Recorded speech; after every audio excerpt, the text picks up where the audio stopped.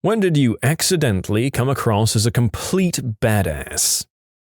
At work, there was this big burly former Marine/mercenary from Iraq who was back stateside, a massive mountain of a man. We came to face each other in one of the narrow corridors of the office where one of us was going to have to turn sideways. Neither of us turned, but we stopped. Now, I'm 6'1", 260 pounds, and he still towered over me. He was a nice guy, but still a little conditioned, I guess you could say, or mentally unhinged. He looked me dead in the eye and said, "You feeling froggy?" It was truly like something out of a movie. Without blinking, I replied, "You'd better jump." We both then cracked up and turned sideways, while the office breathed a collective sigh of relief. At work, project management undercut and mismanaged a project so badly. They pushed getting minimum viable product out with the goal to roll out improvements later, also known as the Bethesda approach. Product released, they all patted themselves on the back and moved on.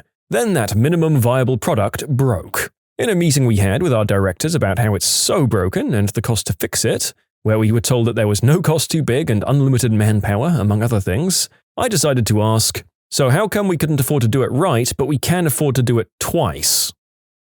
I'll never forget the moment a family walked into the local pub I was working at while I was there. This big king of the grill, bald alpha patriarch dad type and his wife and kids came through, and I said, "Welcome, where would you like to sit?" And he snapped back, "Well, a table would be nice." And without missing a beat at all, I replied, "Actually, we usually sit on the chairs here." I'll never forget the satisfaction of that moment or the look on his face. My uncles were talking crap about my dad, so I walked into the conversation and told them it wasn't polite to talk about people behind their backs. One of them turned to me and said I shouldn't interrupt when the men are speaking, and completely out of character, I replied, "I don't see any men in here." Boy, did I get some crap that day, but that's how I knew I won that exchange. I'm a 4th grade teacher, and one day I was up at the board and struggling to remember how to spell a particular word. I was trying to make light of it, telling the kids that sometimes adults need help with spelling too. One student replied, "It's because you were poorly educated. But don't worry, we're poorly educated too." Oof, double whammy. I genuinely can't tell if that kid is actually trying to own you or is a sweet but misguided soul. In any case, that's an absolute ego hammering you took that day. Rest in peace, you. I worked in cell phone sales for a few years, and a woman came in with a fairly new flip phone. This was 2018, so we barely still sold them. She was complaining because one of the sides of the screen was dangling off, and she said she didn't do anything, it just snapped, and demanded a new phone. I told her, "That looks like physical damage, and we don't have any coverage for that since you didn't buy a phone protection warranty." She insisted it wasn't physical damage and the phone just sucks and broke itself. She started freaking out and calling me all kinds of names and swinging her phone in my face, and then the top half of the phone literally snapped off and landed on the counter in front of me. I just looked her in the eyes and said, "Well, that was definitely physical damage." She lost her mind at my comment, and it was weirdly satisfying. Working retail, a Karen once told me she had hoped I'd die. I was so into work mode that I blankly responded, "I mean, we all die, that's not much of a threat." Maybe it was my lack of intimidation or my blank stare, but that really shut her up. I didn't realize the nature of my comment when I wrote it, but in high school, one of my teachers did end-of-the-year anonymous evaluations. Everyone hated him, and I understood why, but I still did well in his class. I wrote, "I don't have any critiques about your teaching, but I think you should work on being a better person." Forensic biology professor brought out a fresh human brain as a surprise to a stunned class. He said, "You had no idea what I had to go through to get this." Someone asked, "Well, the skull, right?" When I was 12, my older sister had a boy over for Thanksgiving dinner. She dated a lot of D-bags, but this guy took the cake. Big, brash, annoying jerkhead who was rude to her and basically everyone. As we sat down for dinner, before we were about to say what we were thankful for, he says, "Looks like I'm seated at the head of the table. I must be important," with a huge crap-eating grin. Without pausing, I gestured to my dad, seated opposite him, and said, "Actually, my dad is at the head of the table. You're the butthole." My mum scolded me for swearing at the table, but years later told me her and my dad thought it was hilarious. After 4 years in a horrible toxic relationship, which turned into a 1-year horrible toxic marriage, I told my ex that I wanted a divorce. He told me that I couldn't divorce him or I'd go to hell. My response was, "Well, then I guess I'll see you there." I then kicked him out of my house, for which he'd never paid a dime in bills, and told him to call his mum for a plane ticket. Not the most badass story here, but it did feel good.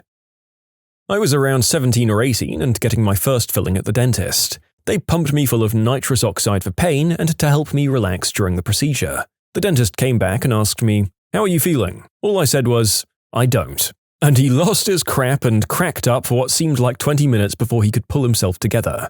I also started laughing because of the laughing gas, and his laugh was infectious. So we were both just sitting in the room laughing, and all of his assistants came by and were very confused.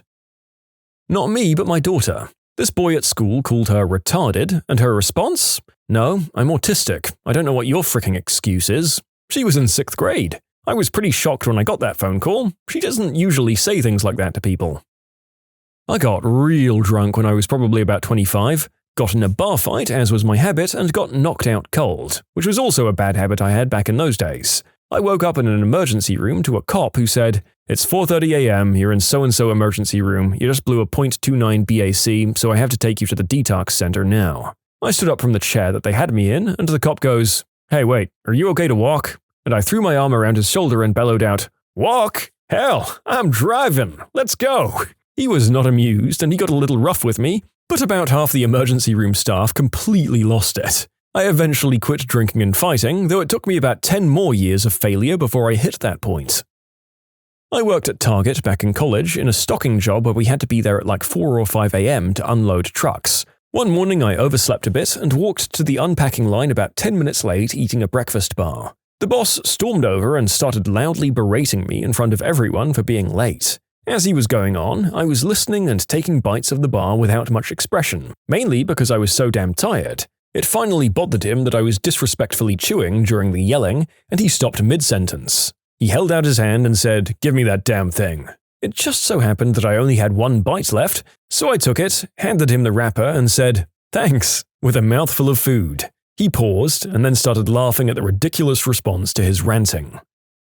Young male traveling with a bunch of other males, Border Patrol, we were being searched for substance smuggling. The Border Patrol agent says, "You know I have the authority to cavity search you." And I say, somehow, without skipping a beat, "I mean, sure, you might, but neither of us would enjoy it and you wouldn't find anything. Off the hook. No fingers in this butt." A couple of months ago, my now ex-friend was telling me all the things that were wrong with me, and she finished it with, "And at least I don't have to wear makeup to look pretty." I was so fed up with her crap, so I responded, "Well, at least I'm capable of looking pretty." She was speechless, and I felt like such a badass because this was the first time I ever stood up to her. Back in high school, I was a slow, fat kid. For PE, we'd jog about 1 kilometer to the beach, have a swimming lesson, then jog back. I was the last one back to the school grounds, and the teacher was standing at the gate. He told me that because I was too slow, he was going to lock the gate, and I'd have to jog to the next one 200 meters away. I said that I'd consider him locking me out of the school grounds to be a suspension and to just go home. He let me in straight away. Kinda wished he'd tried calling my bluff so I could have followed through and just gone home. I was accused of being passive-aggressive. I replied, "Which part sounded passive? I don't ever want to come across as passive." I think a lot of people incorrectly label active aggression with passive aggression, and while I don't think either of those are usually warranted or appropriate, I do appreciate calling out the distinction. Although it does have to be said that your way of doing it does ironically come across as passive aggression, and now I have a headache. I'm a writer and I do a bit of stand-up comedy as well. As such, people tend to introduce me to new people as a comedian and writer, stuff like that. So I was outside a bar smoking with a friend of a friend. He then introduced me to one of his friends. His friend was dressed like Liam Gallagher from Oasis and seemed to exude a bit of a cocky, sneery manner. The introduction went thusly. My friend said, "Mr. Gallagher, this is John. He's a comedian." Mr. Gallagher looked me up and down. "Comedian, huh? Does that mean you think you're funny?" I answered, "No, it means everyone else does." I literally don't know where it came from. I didn't even think about that response, it just came out. And it's hands down the greatest thing I've ever said. At work at a company meeting, someone was presenting something cool that they volunteered to work on and finished. They then explained things they thought they could do better in a self-depreciating way, and a bunch of other people started railing into his work with petty criticism. It was definitely good work though, and a thought just hit me, so I blurted out, "Sometimes done is the best feature." A bunch of people laughed and then the criticism stopped. People gave him kudos and we moved on. Not really badass, I guess, but I was surprised this thought somehow came out fully formed, like it was some phrase I've been saying for decades. I guess I was just realizing how many people don't finish anything they start, so done suddenly seemed like a pretty damn good feature. Give the man some credit for finishing the damn thing. I was in an acting class in college and we were doing a scene where a couple was having a big drawn-out fight. Multiple pairs went through the scene and I'd studied it pretty hard so I knew all the lines. We're about halfway through our performance when my partner clearly forgets what her line is. And because everyone's doing that scene, they could tell she had forgotten as well. Her next line was, "Well, I'm sorry I asked." I'm not usually a quick thinker on my feet, but I just filled the second or two of awkward silence with, "I bet you're sorry you asked, huh?" and continued on with my lines. Not overly badass per se, but the class and professor loved it and they all laughed. Probably the only quick-witted thing I've ever done in my life. You can submit your own stories to be featured here on the channel. The story submission link is in the description below. And if you want to listen to some vibey music in the background, check out easymode, also linked below, and subscribe. There was this one extremely attractive girl in my Comms 101 class in college. One day for a project where we interviewed other students, I was partnered with her. We ended up not finishing our questions in class, so I asked her if I could meet her somewhere to finish interviewing her. She said yes. Fast forward to the next day, I meet her after her dance group finishes rehearsal. I knock through the last few questions, and the final one, which I ask is, "What do you perceive the future to hold?" And she replies, "I don't even know what I'm having for dinner tonight. I have no idea what the future holds." So I say, "Well, if you don't know what you're having for dinner, do you want to have dinner with me?" She laughed, said yes, and though we only hooked up that night, I still look back on that day as one of the best dating stories I've had yet. I work at a bookstore and a customer asked me, "How often do the periodicals come out?" I deadpanned, "Periodically," and he asked to speak to my manager. Worth it. I used to work in a bookstore. Sarcastic answers to dumb questions were the best. The worst was a customer who asked, "Where is your non-fiction section?" "Oh, what topic are you looking for? We have lots of non-fiction." "Just your regular non-fiction. Biographies, history, computers, gardening? Just regular non-fiction." "Okay. You see that sign over there that says fiction? The entire rest of the store." Yes, I had amazing job security to pull that one. Kind of a proud moment for me. I was always really shy in school, had very few friends, was bullied a lot. My mum passed away when I was 14 and I kept it to myself, not wanting sympathy or more bullying for it. Someone found out, I'm not sure how. They then said in one of our mutual classes that I should just die like my stupid mum did. The whole class was shocked. Even the teacher was like a deer in the headlights. I immediately got up to leave, but before I left I turned to her, got up close and said, "I've seen what cancer does to people. It hurts, and I would never wish that on anyone, not even you." And I turned and walked out. A lot of people gave me some respect for the fact that I stood up for myself, although people then knew my mum had died, which wasn't great. I ended up leaving school a few months later anyways, but I was glad that I stood up for myself.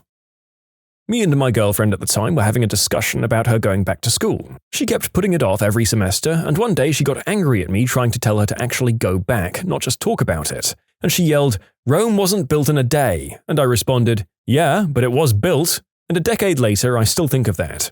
She did end up going back to school, got her master's even. She's married now, with twins. Just a real butthole. We had an overly dramatic neighbor who always claimed she was sick and dying. My mum came to see my kids in the middle of battling stage 4 lung cancer. The neighbor pulled her over. "Hi Rita, so glad to see you. Did Jason tell you that I'm dying?" My mum looked right at her, smiled and said, "Me too, dear, but not today." Never more proud of her. At a party a few years back, someone stole my friend's purse. Her boyfriend found the guys who took it and got it back for her. But he was still in an angry, drunken rage and was continuing to escalate the situation when he was well outnumbered. My friend finds me and says, "Look, I'm afraid he's about to get into a fight. I need your help. Please stop him."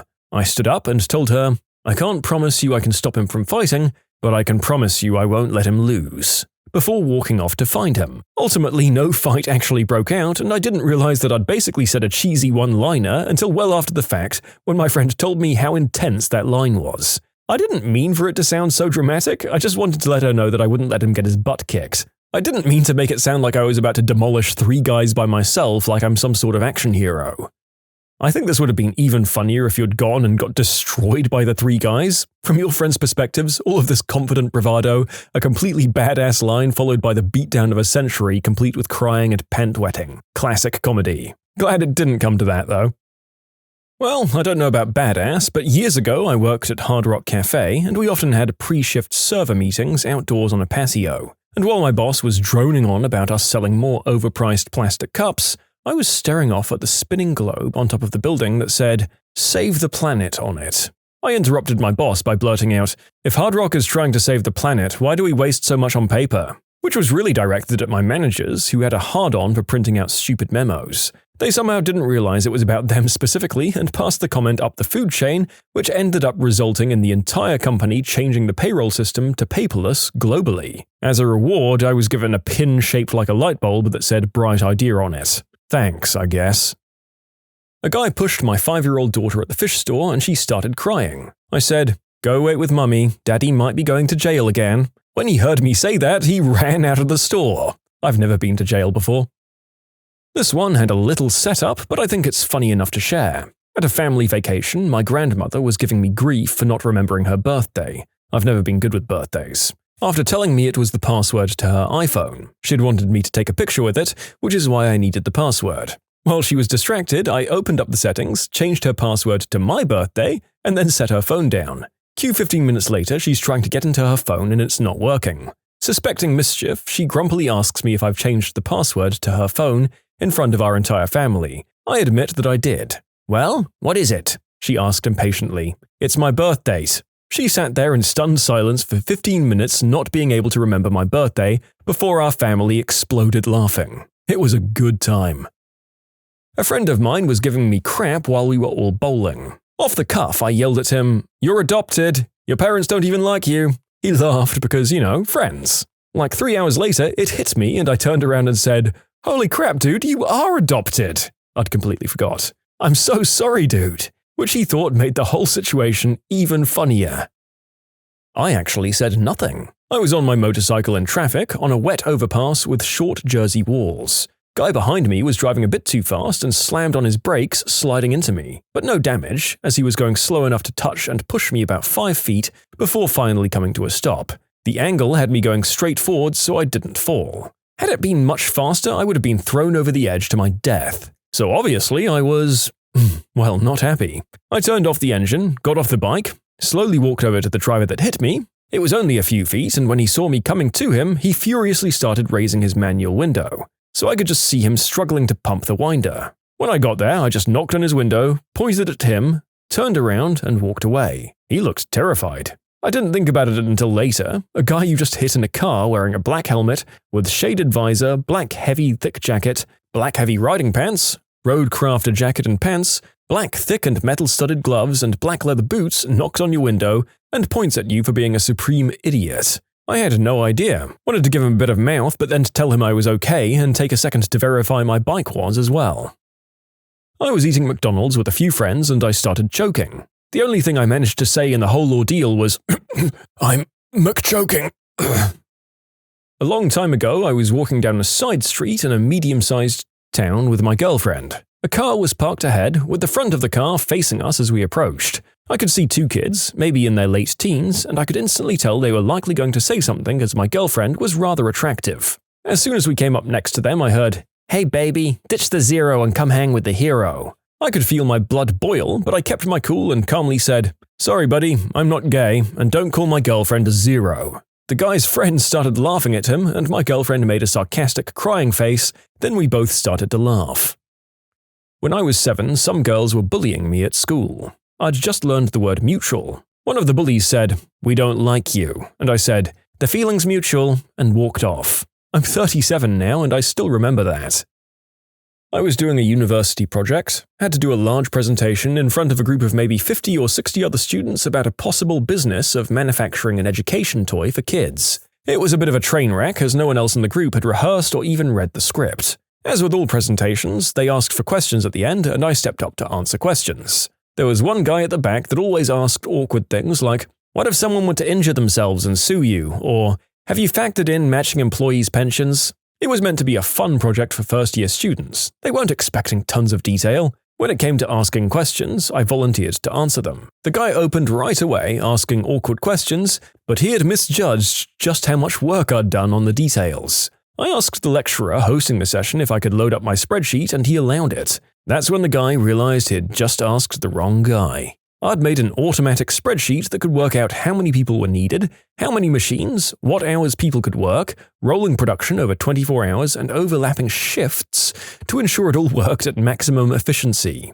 Add to that, it worked out costs, complying to the law exactly, including pension contributions, tax amounts, holidays, time off work due to illness, insurance, rent, and more. When it came to asking his group questions, I asked him every single thing he had overlooked legally, like time off for work, pay increases, stuff like that. On the way out, the other groups gave me a smile as it had shut him right up.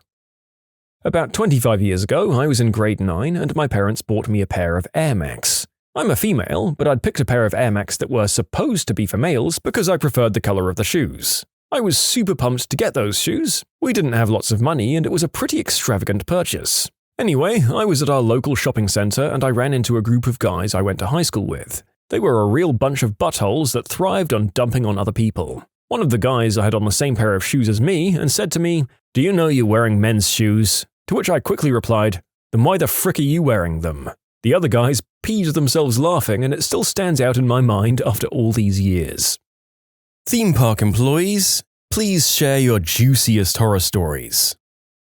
I worked on a major roller coaster many years ago. 2 preteen boys rode in the front seat and were screaming down the first hill. The ride takes a sharp turn there, and one of the kids managed to have his teeth hit the other kid's forehead. They rode for the next 2.5 minutes, screaming and bleeding as only a head injury can. Came back into the station looking like everyone in the first section had been in a war.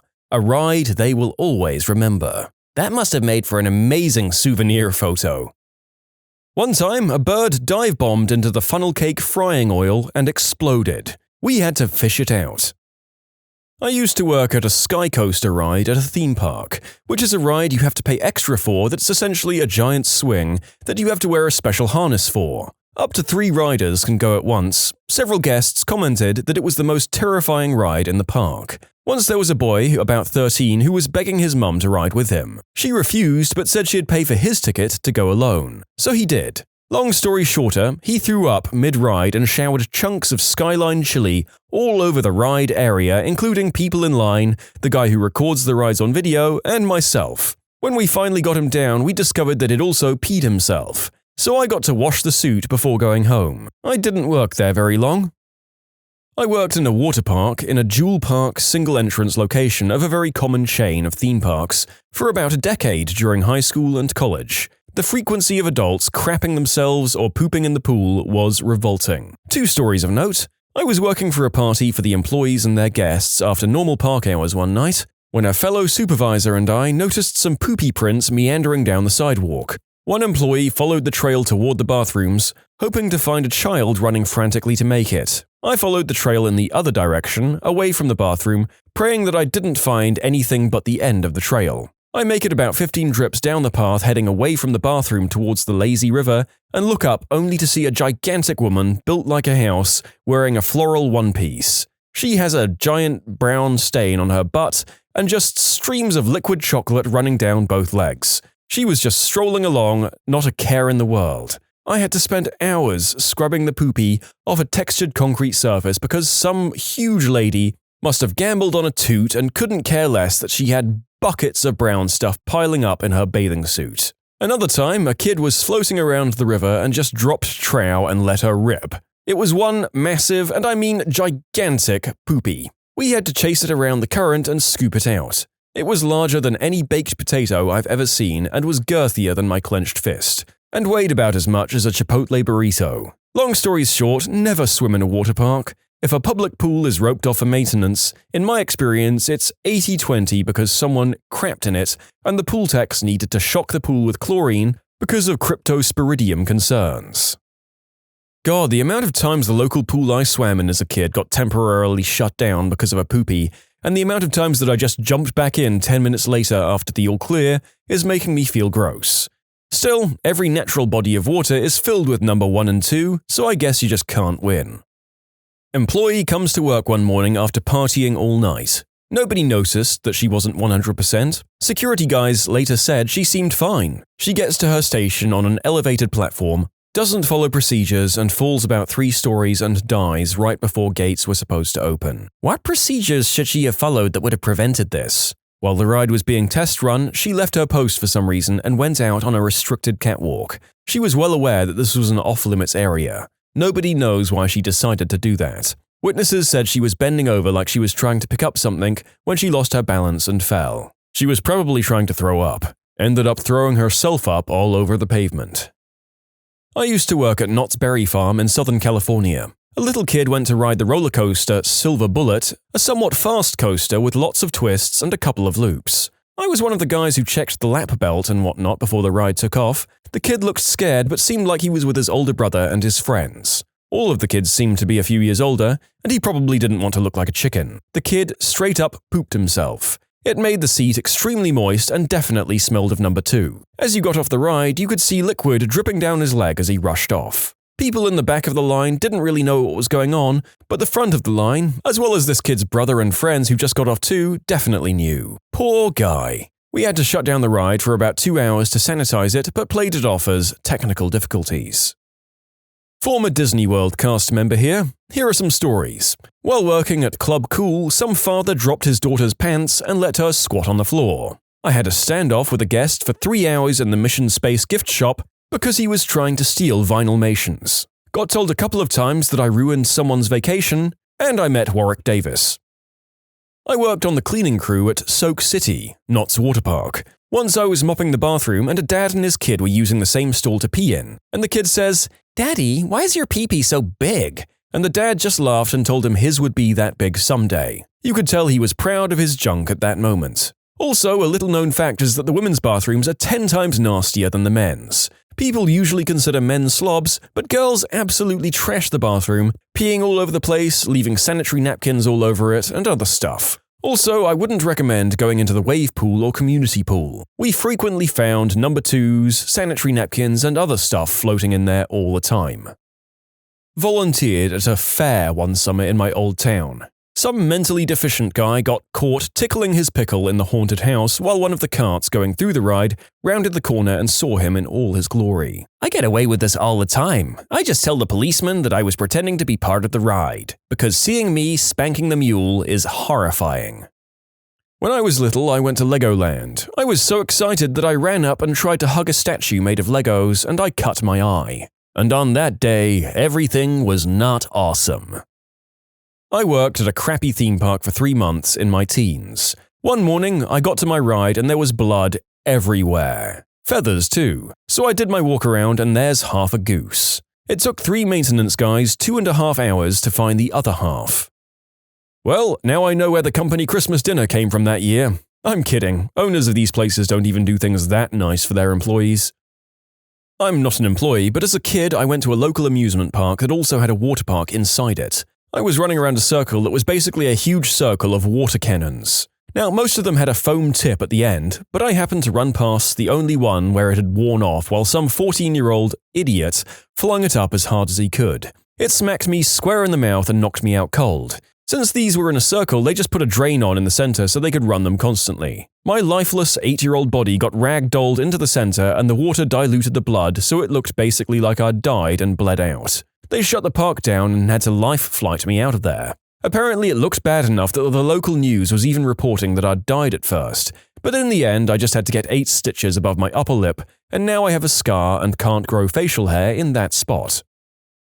I operated rides for 2 years. 2 moments stand out. The scariest moment I had was when lightning struck a utility pole below me. My position on the ride was about 50 feet up. It knocked out power to my ride and forced me and my supervisors to unload the ride in the middle of a lightning storm. The second was a guy who was very upset that I wouldn't let his kid, who was a foot under the height requirement, ride. I told him no early in the day, but one of my co-workers let the kid ride while I was on break. The family comes up later and the father, who was noticeably intoxicated, jumped 2 gates and over the tracks to threaten me with a knife. I called security and he ran.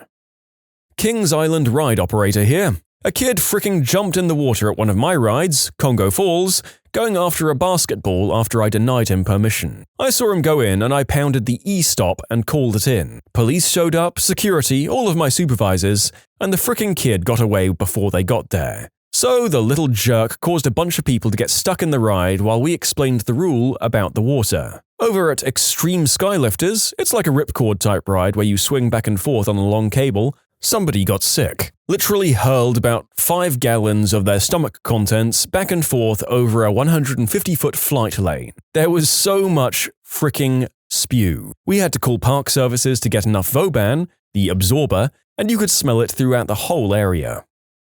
While working at Six Flags, maintenance was working on our larger SLC boomerang. The guy was guiding the car back into the station, but didn't look to make sure the floor was back in position. He stepped back where the floor wasn't and fell a solid 15 feet back to the ground. The best part of the story was him looking around, realizing he was in a restricted zone and putting on his neon vest before getting up off the ground.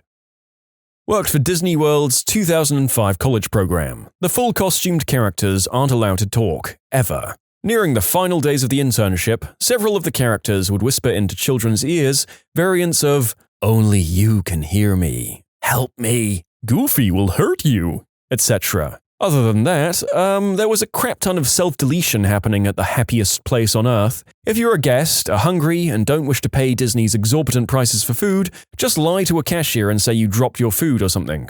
Company policy is the guest is always right. Employees are never allowed to argue with a guest. They'll know you're full of it. Oh, and if a cast member ever says to you, "Have a Disney day," this is the secret way of saying F you. The older hotels are riddled with asbestos, though this has likely been changed by now. And with few exceptions, every face character is a major jerk.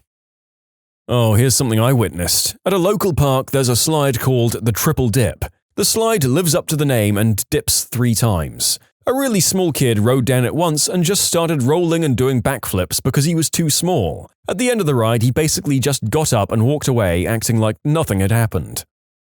You can submit your own stories to be featured here on the channel. The story submission link is in the description below. And if you want to listen to some vibey music in the background, check out easymode, also linked below, and subscribe. I work in the games department at a major amusement park. I'm in upper management, so I've been around a while. A horror story: I was walking around the park, we call it taking a lap, and checking on all the different area supervisors to make sure they're all set. I get into the children's area and see a game that has about 10 guests waiting to play, but no associate working. So I hop in and start helping guests. After about 10 minutes, they all leave. So I'm teed off because there should be someone working the game, but there isn't. I call the supervisor and prepare to chew them out. He tells me that there should be 2 associates working there at the moment. So I start looking around, knowing that they're in trouble now. Eventually, I climb the ladder to the attic where we keep the stock for the game. I found the 2 associates. The guy was mid-thrust when I blurted out, "What the actual frick?" The 2 were doing the deed in the attic of a game in the children's area. I immediately called security and fired them both. Then I had the supervisor spend the rest of his shift working that game. I worked at an aquarium once. One day this man came in with his infant son and started holding him over the shark tank and pretending to throw him in like an idiot. Surprise, surprise, he then drops the kid in the fricking tank. The kid smacks his head on a rock and starts bleeding in this huge tank filled with sharks. A few people quickly jumped in and saved the kid from being eaten. Goes to show that some people should have just been a stain on the sheets. I worked a roller coaster park, and whenever people would complain that they were lost or had to go to the bathroom, I'd get them on the path to the really expensive bathrooms. I miss playing Roller Coaster Tycoon. Free soda, $10 bathrooms. You monster. My brother and dad were always pulling that crap, charging out the wazoo for bathrooms and maps, drowning unhappy guests, removing footpaths to trap and confuse, making coasters fly off the tracks. I love that game. The narrator is just glad that some people are as evil as he was when he played that game as a kid. But I will say that I wasn't even doing it to win. It just made me feel powerful and brought me joy.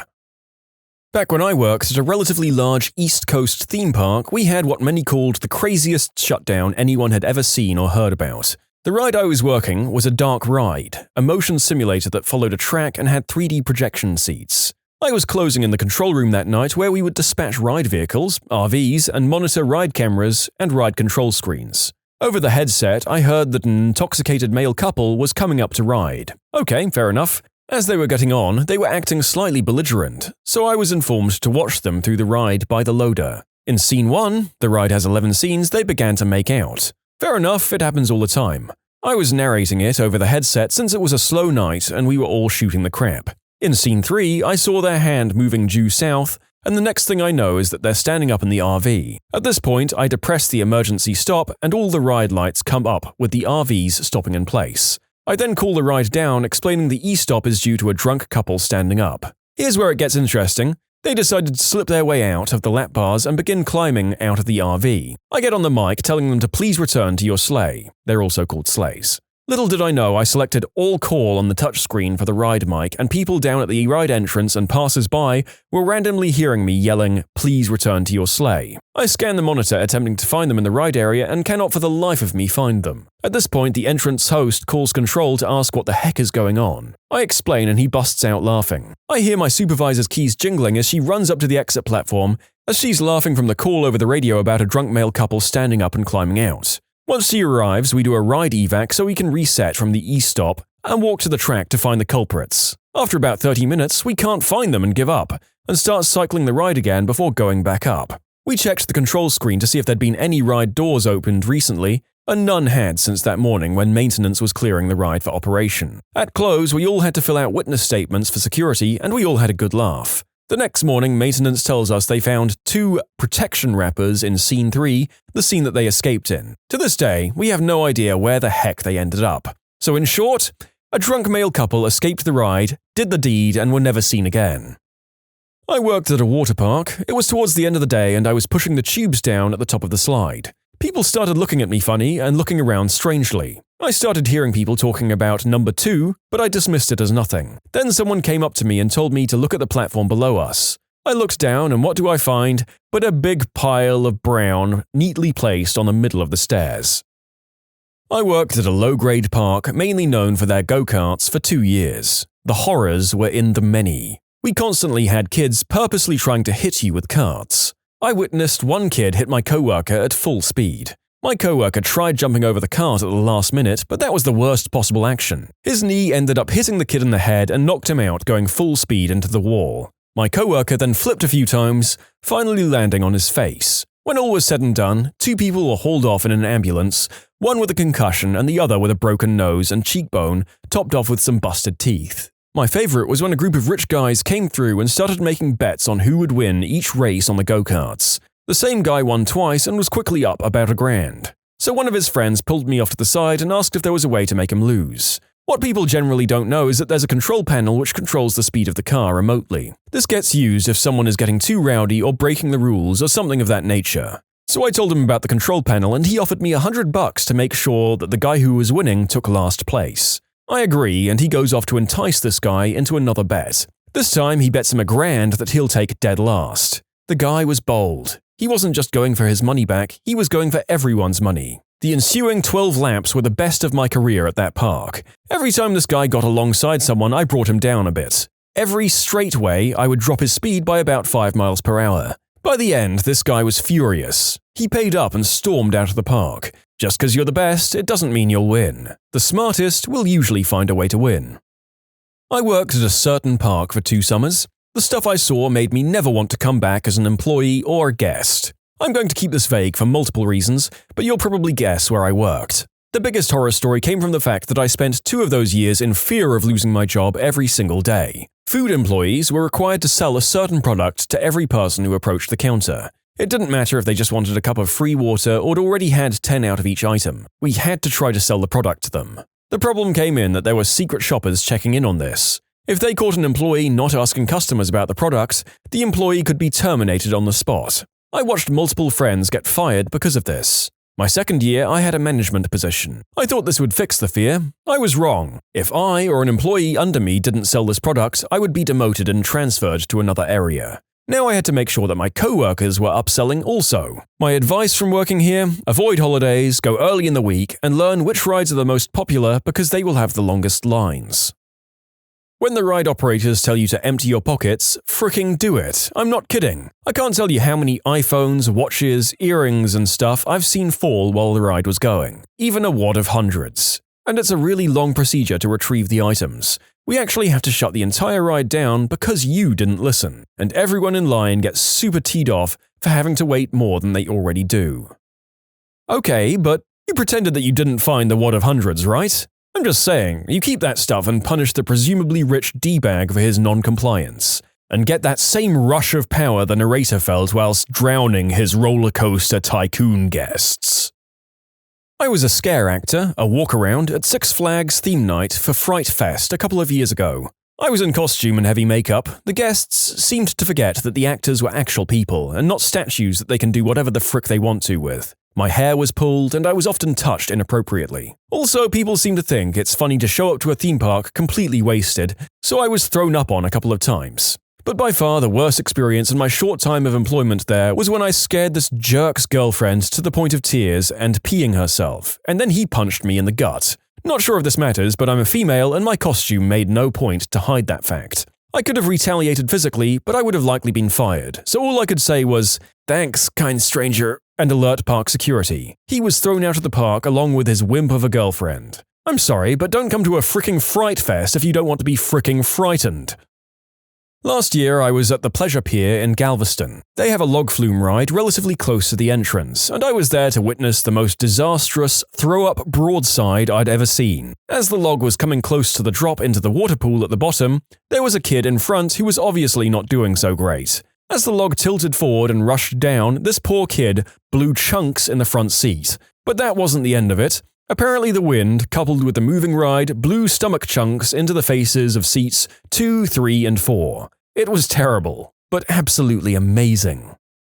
I worked for a major theme park in Orlando while in high school hosting a children's show and managing the nearby kiddie coaster. At the children's show, we were never allowed to break character. One day after a show, the father of a 5-year-old boy told me to explain to his child that everything here is fake. I didn't break character. The father kicked a trash can, screamed, and said he would sue me and threatened to beat me up. He was ejected and banned for life. One of my employees, a high school girl, came into work wearing an eye patch. In front of guests, she told another employee that she had to wear the eye patch because after going down on her boyfriend, she didn't wash her face and woke up the next morning unable to open her eyelid. She had to go to the ER and they had to cut her eyelid open. She was suspended when guests complained about her telling the story in front of their children. I also had to fire a middle-aged woman for eating gummy bears that were soaked in vodka while she was operating the kiddie coaster.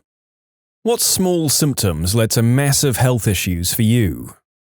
I owe my life to my barber. When I was 17, he noticed a mole on the top of my head. He said I should get that looked at. 2 things could have happened here. 1, I could have brushed it off. 2, he didn't have to say anything. Anyways, I went to get it checked out and ended up having it cut out with a scalpel. Turns out it was cancerous, but at the very early stages. They did a little more cutting and were able to get everything out. Almost 20 years ago, and life is good.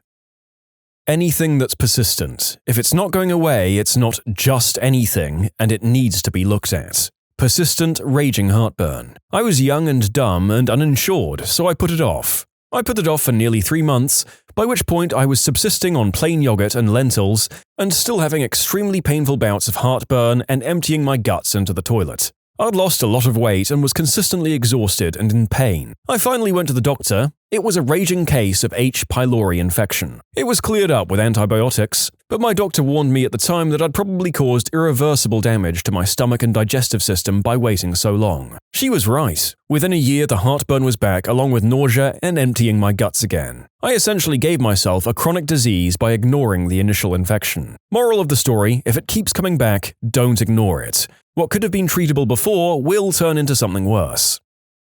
Increasingly painful cramps and nasty PMS symptoms in general. The family doctor attributed the change to age and just wouldn't take it seriously. After a year of complaints, the doctor prescribed birth control pills, which did nothing. After 2 years, I finally lost it and cried in her office. The cramps had gone from, this is a bit more than usual, to full-on, what the frick 8 out of 10, white-knuckling, spewing pain level. I asked to please be referred to an OB-GYN. When the gynecologist examined me, he also did an ultrasound in the office. He took one look at the screen, told me I could dress, and he'd be right back. When he returned, he was carrying his surgery bookings schedule. A few weeks later, I had a total hysterectomy and bilateral salpingectomy, my tubes out. It would usually take up to a year to book that surgery, but he said he absolutely had to find me a spot. He was horrified I hadn't been seen much sooner and described my uterus as more tumor than healthy tissue. It looks more like a raspberry than a pear. Fortunately, it was just benign fibroids, but it taught me a lesson. If something hurts, get help.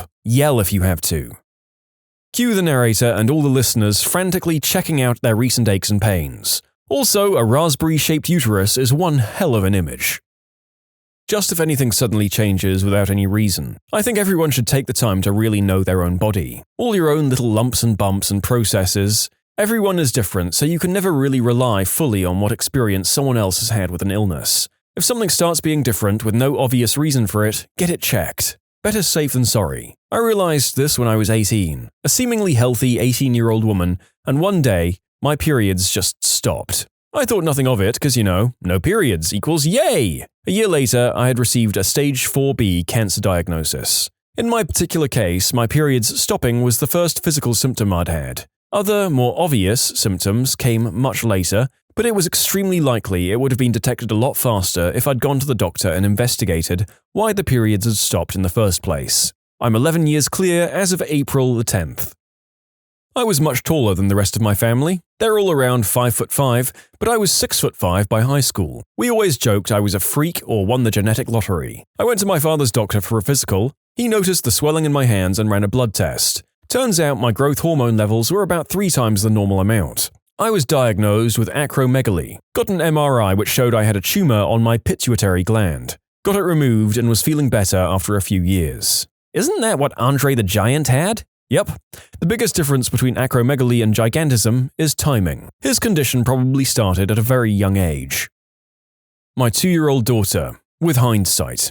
She'd lie on her left side on the floor randomly during the day. She walked with a wide step and finally multiple diagnosis for constipation, abdominal embryonic rhabdomyosarcoma. After 54 weeks of chemotherapy, strolling through an unimaginable medical hell, she is 4 and almost a year in remission and hard to keep up with. Like she's discovering everything again, pain-free for the first time. My sister started to get frequent migraines just after she turned 22. Frustratingly, she did look into it. They happened more and more often. She went to the doctor who waved it off as stemming from stress. Her husband had just been sent to Afghanistan. My mum pushed for a CT scan, which the doctor said was unnecessary. My sister went home without any kind of prescription and a suggestion to come back in a few months if it persisted. Well, a few weeks later, she had a massive seizure. Got taken to the emergency room where the doctors discovered a massive tumor in her brain and diagnosed her with a rare form of brain disease. She died within a year. My mum had some light, like 1 or 2 drops 3 times a year, spotting. For context, she was well past menopause. She mentioned it to her GP and he sent her for a test. Uterine cancer. We caught it at stage 1 before it spread, so was able to have a hysterectomy without needing a chemo or radiation therapy. Thank Christ her small and seemingly insignificant symptom was checked out. I don't think you'd classify this as an illness, but I would clean my ears regularly. Yet whenever I went to the doctors, they always said there was too much wax and couldn't see anything. My ears tended to hurt frequently and I had a hard time hearing for years. In high school, I went to a doctor who, as usual, checked my ears. Instead of just brushing it off and saying I needed to clean more, she decided to do a total flush. Took 2 to 3 hours total to get both ears cleared, and when we were done, she discovered I had an ear infection that was most likely a year old. As a result, I can't hear well out of either ear, but that ear in particular has more hearing loss than the other. We also discovered why I had such an abundance of earwax. We'd already figured out I had hyperhidrosis, an overactive sweat gland, and that also caused my ears to make more wax. I've been instructed never to use Q-tips again, which just compresses it all to the sides of my ears. I go to see a doctor once a month to have them flushed. So, had we just had a doctor flush my ears probably 5 years sooner, I wouldn't have had such hearing loss. I started craving iceberg lettuce like you wouldn't believe. Like I'd wake up in the middle of the night and go to the fridge just to eat handfuls of lettuce. At my worst, I was eating an entire bag of lettuce a day. No dressing or toppings, just munching on it like it was popcorn at a movie theater. Finally decided I should drag myself to the doctor for a few blood tests, assuming I was a bit dehydrated or vitamin deficient or something. My hemoglobin was 5 when it should be 13 to 16 ideally. My ferritin, iron stores, level was 1, which is literally as low as the test goes. I went straight from the doctor's office to the hospital to be admitted for 2 blood transfusions and an IV iron infusion. The hospital staff couldn't believe I'd been walking around and even working overtime with a level that low for months. Within 24 hours of my blood and iron transfusions, my lettuce craving went away. This happened to me too. My ferritin level was like 3. I craved sand, not lettuce. All I wanted to eat was sand. I never did, but believe me, I almost bought a bag of it. All I could think was, this is so weird, I'd better not tell anyone. Well, lo and behold, I got sick, autoimmune disease, but didn't know it at the time, and I had blood drawn, and I found out I'm severely anemic. Sand craving suddenly made sense and went away when my iron level was corrected. I feel like these are two extreme ends of a body's reaction. Eating lettuce, which is high in iron, makes sense. Sand, on the other hand, how much would you eat before your body realized this wasn't good? Bizarre.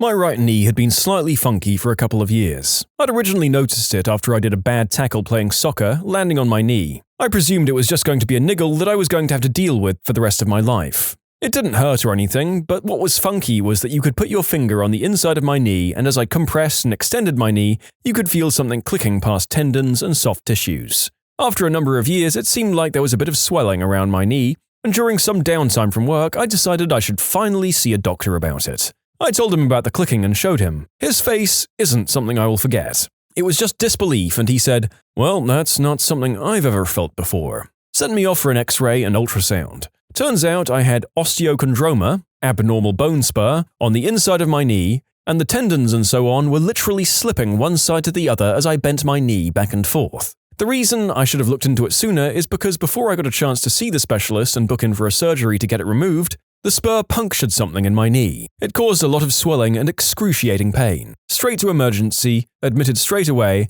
and there were considerations about operating that night. In the end, they sent me home after 4 days of rest and observation, and I got it removed a couple of weeks later with no major issues. At the time, the specialist noticed that sometimes these things can be genetic and appear in other places in the body. I have a weird clicking in my right foot at the moment that I have no explanation for, and it's starting to get slightly painful. I should probably go to see a doctor.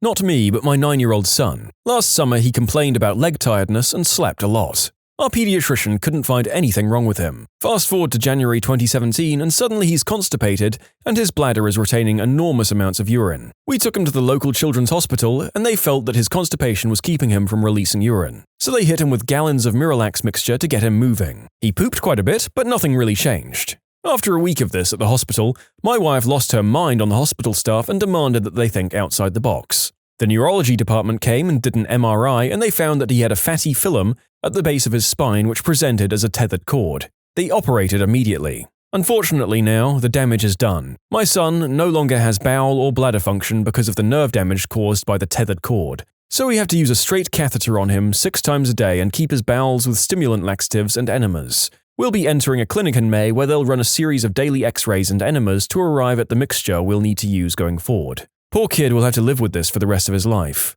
My wife and I are sick over it. If the issue had been caught sooner, he might not have had to deal with this. If we'd waited longer, it's possible he could have lost the use of his legs. You can submit your own stories to be featured here on the channel. The story submission link is in the description below. And if you want to listen to some vibey music in the background, check out easymode, also linked below, and subscribe.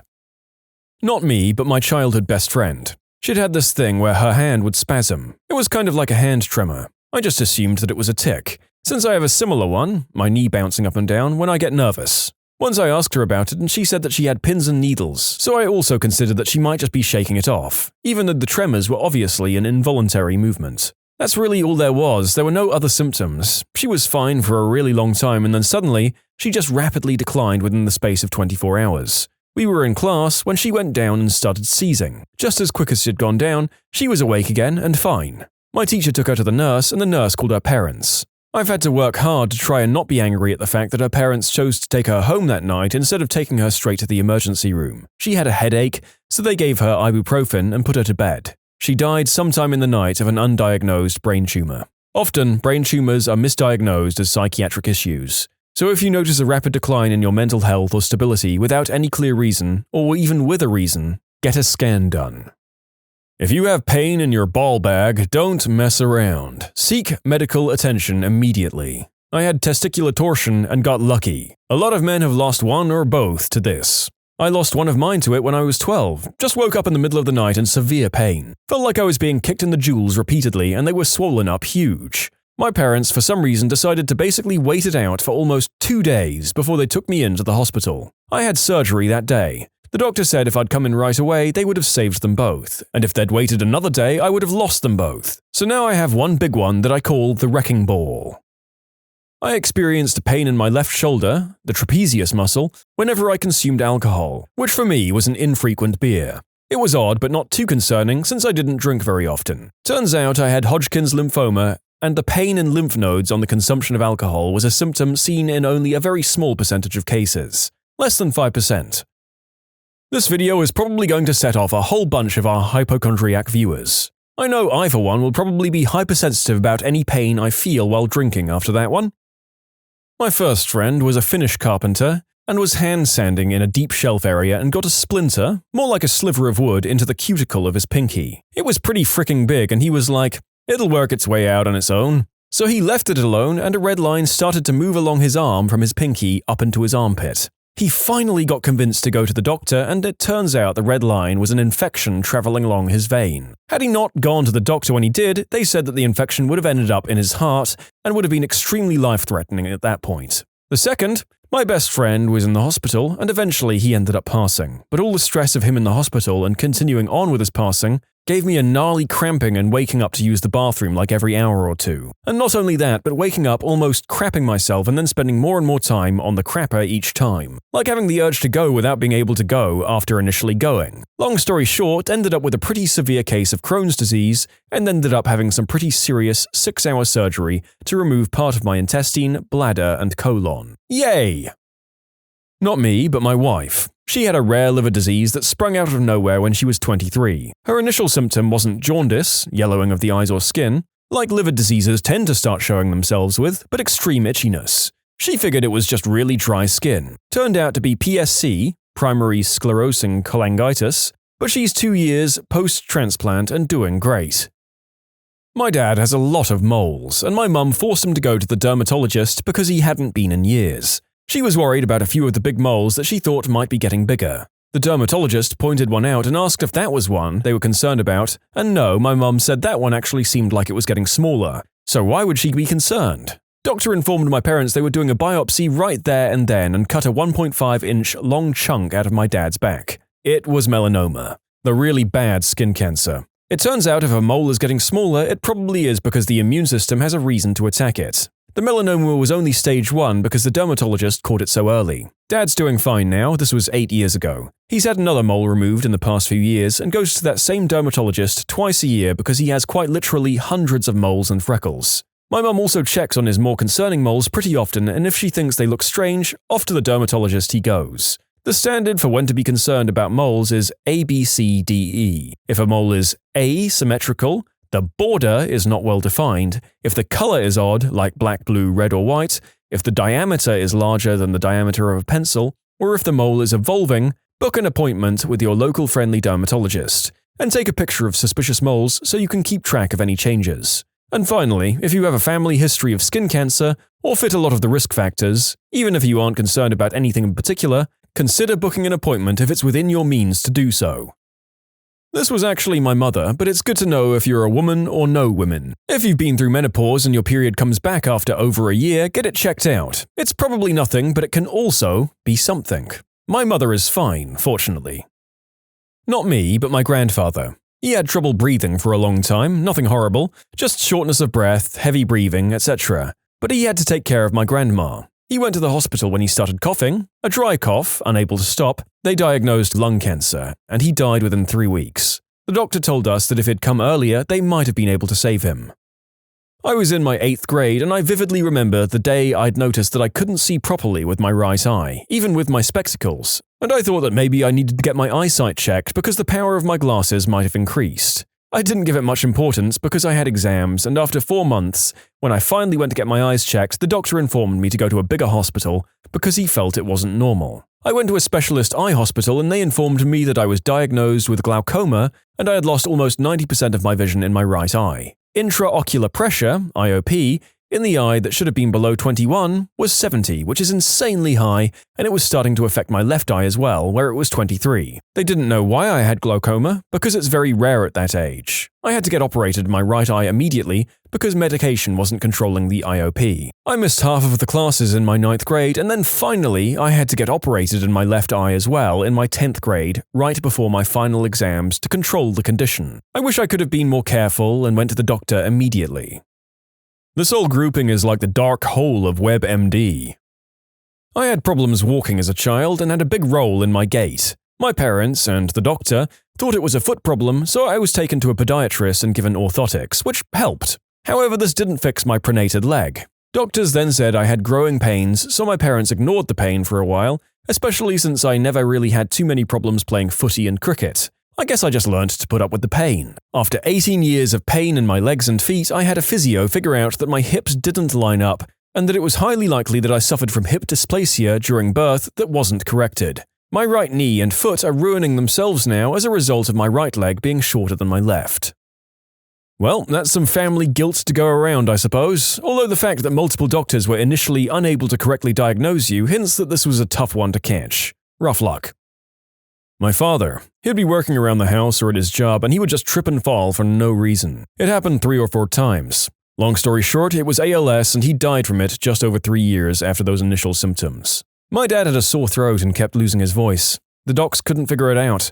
Finally, they figured out it was ALS. He died in about a year. The falling came later on. It's a sad, sad disease. A few years ago on vacation, I overheard the table next to me talking about how their mum's voice had been gone for months and they couldn't figure it out. My heart sank. After their lunch, I pulled one of them aside and told them to ask their doc about the possibility of ALS.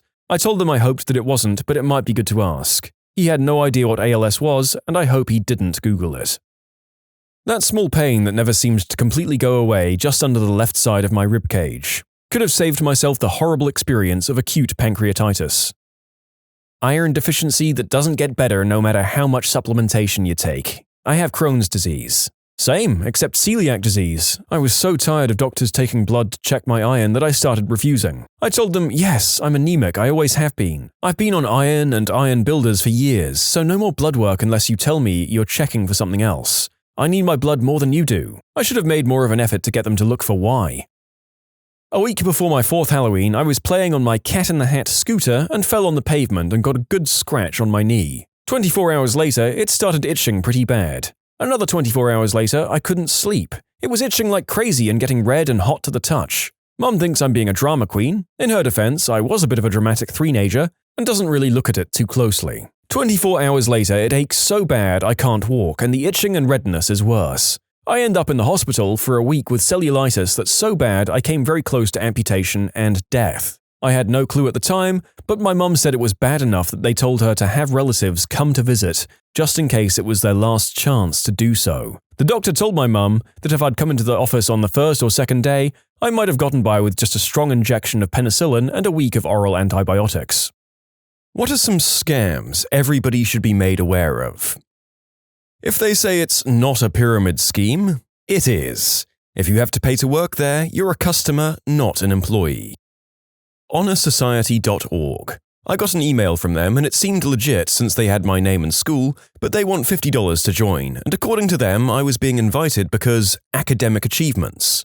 Bullcrap, I did real bad that semester. Funny thing is, I didn't know it existed until I got an email from them today, and after which I proceeded to Google them and then write the story.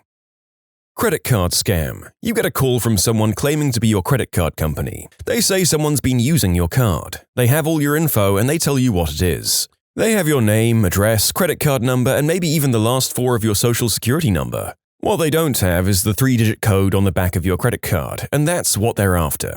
They ask you to verify it to check your identity. They'll say it's to check that you're still in possession of your credit card. You give it to them, and that's what they need to run up your credit card online. For everyone asking why they have your other data and not the 3-digit number, it's because businesses aren't allowed to store or keep it like your other info. Has anyone ever noticed that an online store might have your credit card number on file, but they still ask you for the CVV? That's why. We can't pay much right now, but if this project goes well, there'll be lots more work down the road. I've been in the freelance-ish design business for 14 years and never has more work down the road panned out when the client uses it as a hook to get an upfront discount. Stick to clients who can pay. Imagine if you went into a Subway and instead of offering you a 10th sandwich free after paying for 9, you said, "How about I pay you half price for the first sandwich, and then if I like it, I'll probably buy more sandwiches at full price down the road." A friend of mine just told me his daughter met someone at work and scored a $140K job a year as some project manager. She's currently a part-time cashier. Turns out it's a new social media startup and she won't get paid until after her first year of work. I tried to give some caution without sounding too cynical, but they were so damn excited. The main exception to this being a scam might be performance and acting type work, but even then, you need to be so careful and scope out the person you're working with, their credentials, and who else is on board. The narrator has been with both successful and failed projects before in his line of work. Basically, there's no such thing as too much information. The fake kidnapping and ransom scam that preys on the elderly. Someone called my in-laws-to-be early in the morning one day saying they'd kidnapped their son and his wife, we weren't even married at the time, in Mexico, and we wouldn't be released unless they wired over a crazy amount of money. They heard screaming in the background and a man shouting, "Dad, help me! Help me!" They looked on our Facebook page and saw that they'd checked us in at a Latin restaurant in Thailand where they knew we were, but thought, maybe they went to Mexico. So his parents flipped out and were about to pay before his eldest brother called me in the middle of our Thailand night to prove to them that we were alive. People should ask for answers to personal questions, attempt to contact the supposedly kidnapped, and other steps before falling for these pricks' BS. Usually when someone who contacts your house claiming to be someone from the government agency or Microsoft, it's just a lead up to a scam. Just always ask for some kind of identification, and sometimes Googling the phone number can lead you somewhere. I had a guy with a thick Indian accent call and say he was from Microsoft Tech Support, and he had an alert that claimed I had terrible viruses on my computer. I asked him who he worked for, and he said, Windows Tech Support. He wanted me to go on some website to download a program that would remotely connect him to my computer. The kicker is, the website he sent me to had a warning page that said, "There are scammers using this website to get your info. They're claiming to be from Windows or Microsoft." Your bank will never send people to your house to take your cards from you.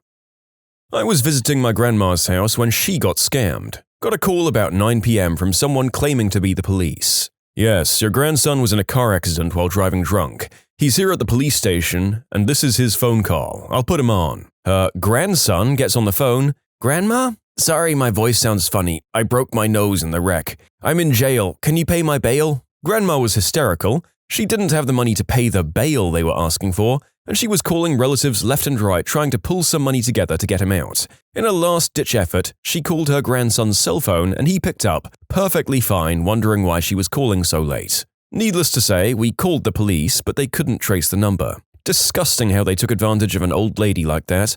I thought she'd have a heart attack. In short, don't pay anyone's bail unless you know they're in jail.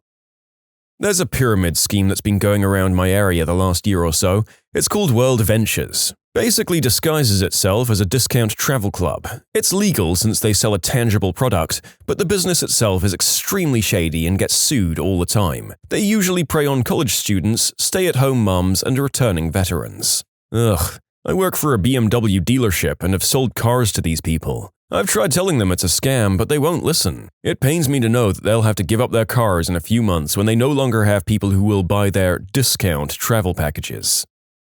If you ever get stopped by a deaf person trying to sell you a pin for $3, 99% of the time, they're not deaf. One time I was in a Starbucks and a deaf guy walked around once passing out leaflets on how to sign basic letters, and then walked around again asking for money by tapping on you and putting out his hand. When he got to the girl right before me, she started to sign to him fluently, and he just gave her a thumbs up and walked out. My sister used to hang out with a lot of deaf people. I don't think she officially got her interpreter's license, but she was close. She got in the habit of carrying business cards with information about this group that helps getting jobs, plays in bowling leagues together, just generic, "Hey, we're deaf, come hang out with us" kind of group. Whenever she started signing and gave them a card, they quickly left. There was only one time where a girl took the card and started hanging out with them. I guess, like with everything, there are times where the scam isn't a scam, but the scammers ruin it for the few good people who are there.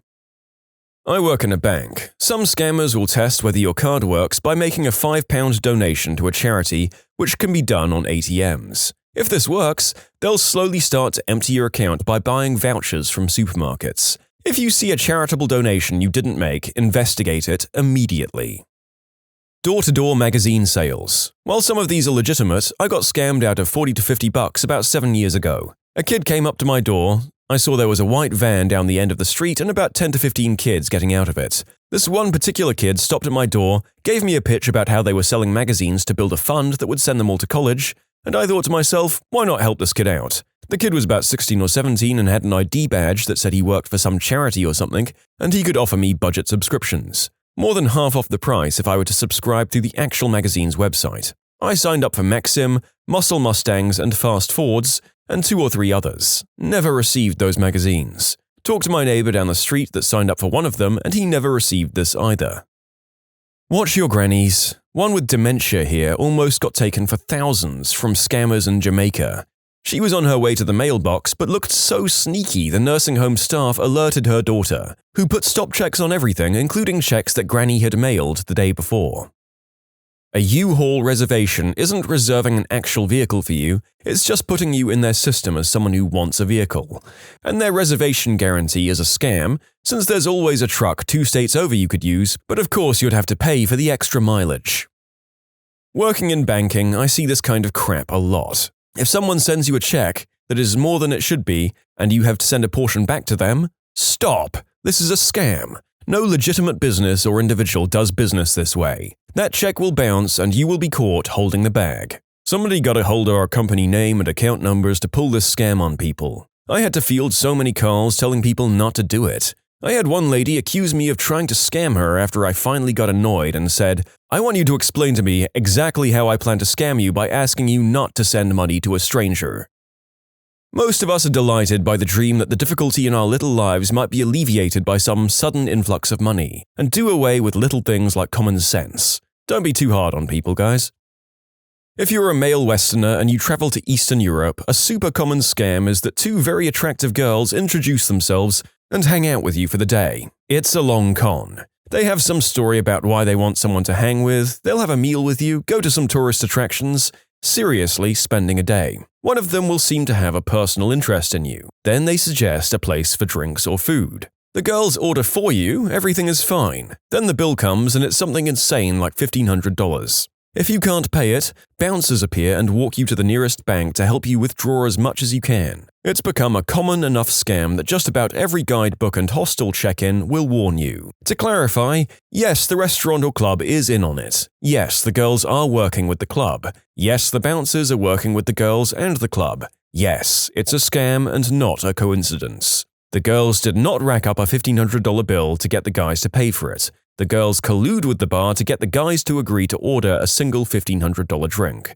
The girls get paid a cut. Another common and shorter scheme that targets foreigners worldwide is the broken package scam. Essentially, they find some nice-looking but cheap and fragile art. Then they'll walk around with it in a bag looking for a timid-looking tourist, exchange student, or whatever. They'll then set it to bump into them, dropping the package, and then flying into a rage about how the tourist broke their $300 to $1,500 vase or whatever. Hi, do you have the time? Take out your phone and check. And mugged. I was at a baseball game for a work outing. I just got the Galaxy S3. I was in a secluded seating area by a hot dog stand, playing around on it instead of watching the game. This 11 to 13-year-old comes up and asks to borrow it. He had been separated from his parents. Nope, but I'll help you find a park employee to get you a phone. The second I found an employee, the kid went running. And my friends tease me for still wearing a watch. Who's laughing now? You can submit your own stories to be featured here on the channel. The story submission link is in the description below. And if you want to listen to some vibey music in the background, check out easymode, also linked below, and subscribe. The kids that come to your door selling magazine subscriptions are not trying to get money for college. Most of the time, those subscriptions are bullcrap, the kid is being taken advantage of by some butthole, and it's near slavery conditions. Don't support these buttholes. Do not cash someone's check for them at the ATM, no matter how distressed they seem. It will just bounce. The Florida government pulls out public service announcements that says this, paraphrased, "If you want anyone to leave your house, even employees of a business, tell them. If they won't, call the cops and the cops will come out and make them leave." In other words, don't let anyone intimidate you, even if they're for real.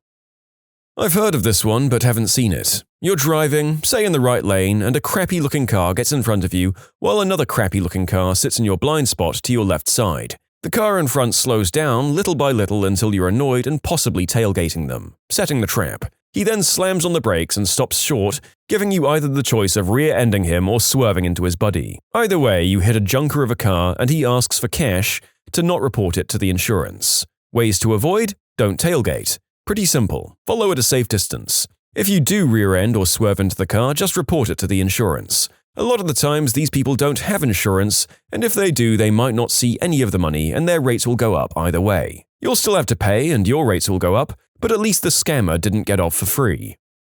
They sell the hair they get for tens of millions, then only donate a few hundred wigs a year. If you have to buy anything other than a basic set of power tools before you can start your new job, it's a scam. I'm looking at you, pyramid schemes.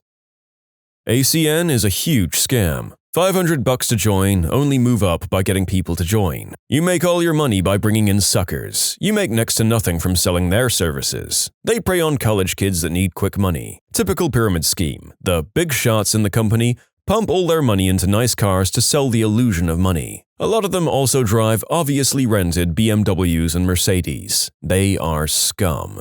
My mother never met a pyramid scam she didn't love. She tried to get me to sign up for this ACN garbage. She invited me and my brother over for dinner one night and wanted to introduce us to their new friends. We didn't even get more than 10 minutes into our visit and their friends wanted to sit us down and talk to us about a business venture we might be interested in. I stopped the guy about 2 minutes into his sales pitch and was like, "Are you kidding me? You brought us over here to try and sell us on a pyramid scheme?" I left. It actually did some harm to my relationship with my parents for a couple of months. When you go to other countries on vacation and you get on a tour, there are definitely places, especially in China, where you're intended to stop and have a look around. But at many of those places, they won't let you leave until you buy something. This is how these guys make money. Man, you could make an entire thread on China scams. I've been to China 3 times and dodging the scams was a ton of fun. If you won the Canadian lottery and you've never been to Canada or played the Canadian lottery, it's not real. I've had a couple of people come into the banks I've worked in thinking they won all this money and then get teed off when you give them the reality check that it's not real. And by reality check, do you mean telling them the situation or handing them a check from the register with the words, "You got scammed, sorry, eh?" written on it? You work in a bank, so either option is viable. If you're at uni, keep an eye out for VEMA, pyramid scheme that doesn't say it, aimed at students. The American one is vector marketing. They advertise for students to start at $15 an hour, so naturally a lot of kids are interested. It's door-to-door knife sales, and the $15 an hour is if your commission is at a certain level. They're calculating that number by taking your commission and dividing it by the number of hours you've worked. There's actually zero base pay. They claim that the knives sell themselves.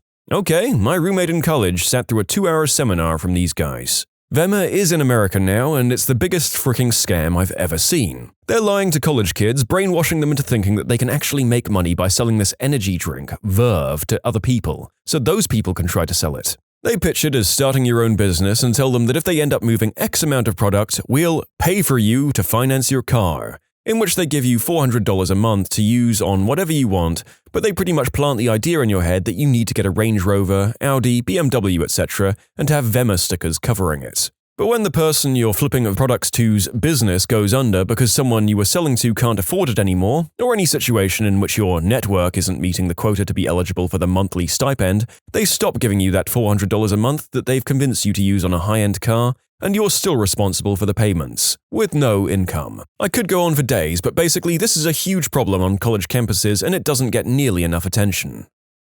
I've said it before and I'll say it again, LifeLock, complete crock of doo-doo. The owner likes to publish his social security number as a marketing gimmick as proof that his service works. It works so well that he's had his identity stolen 13 times.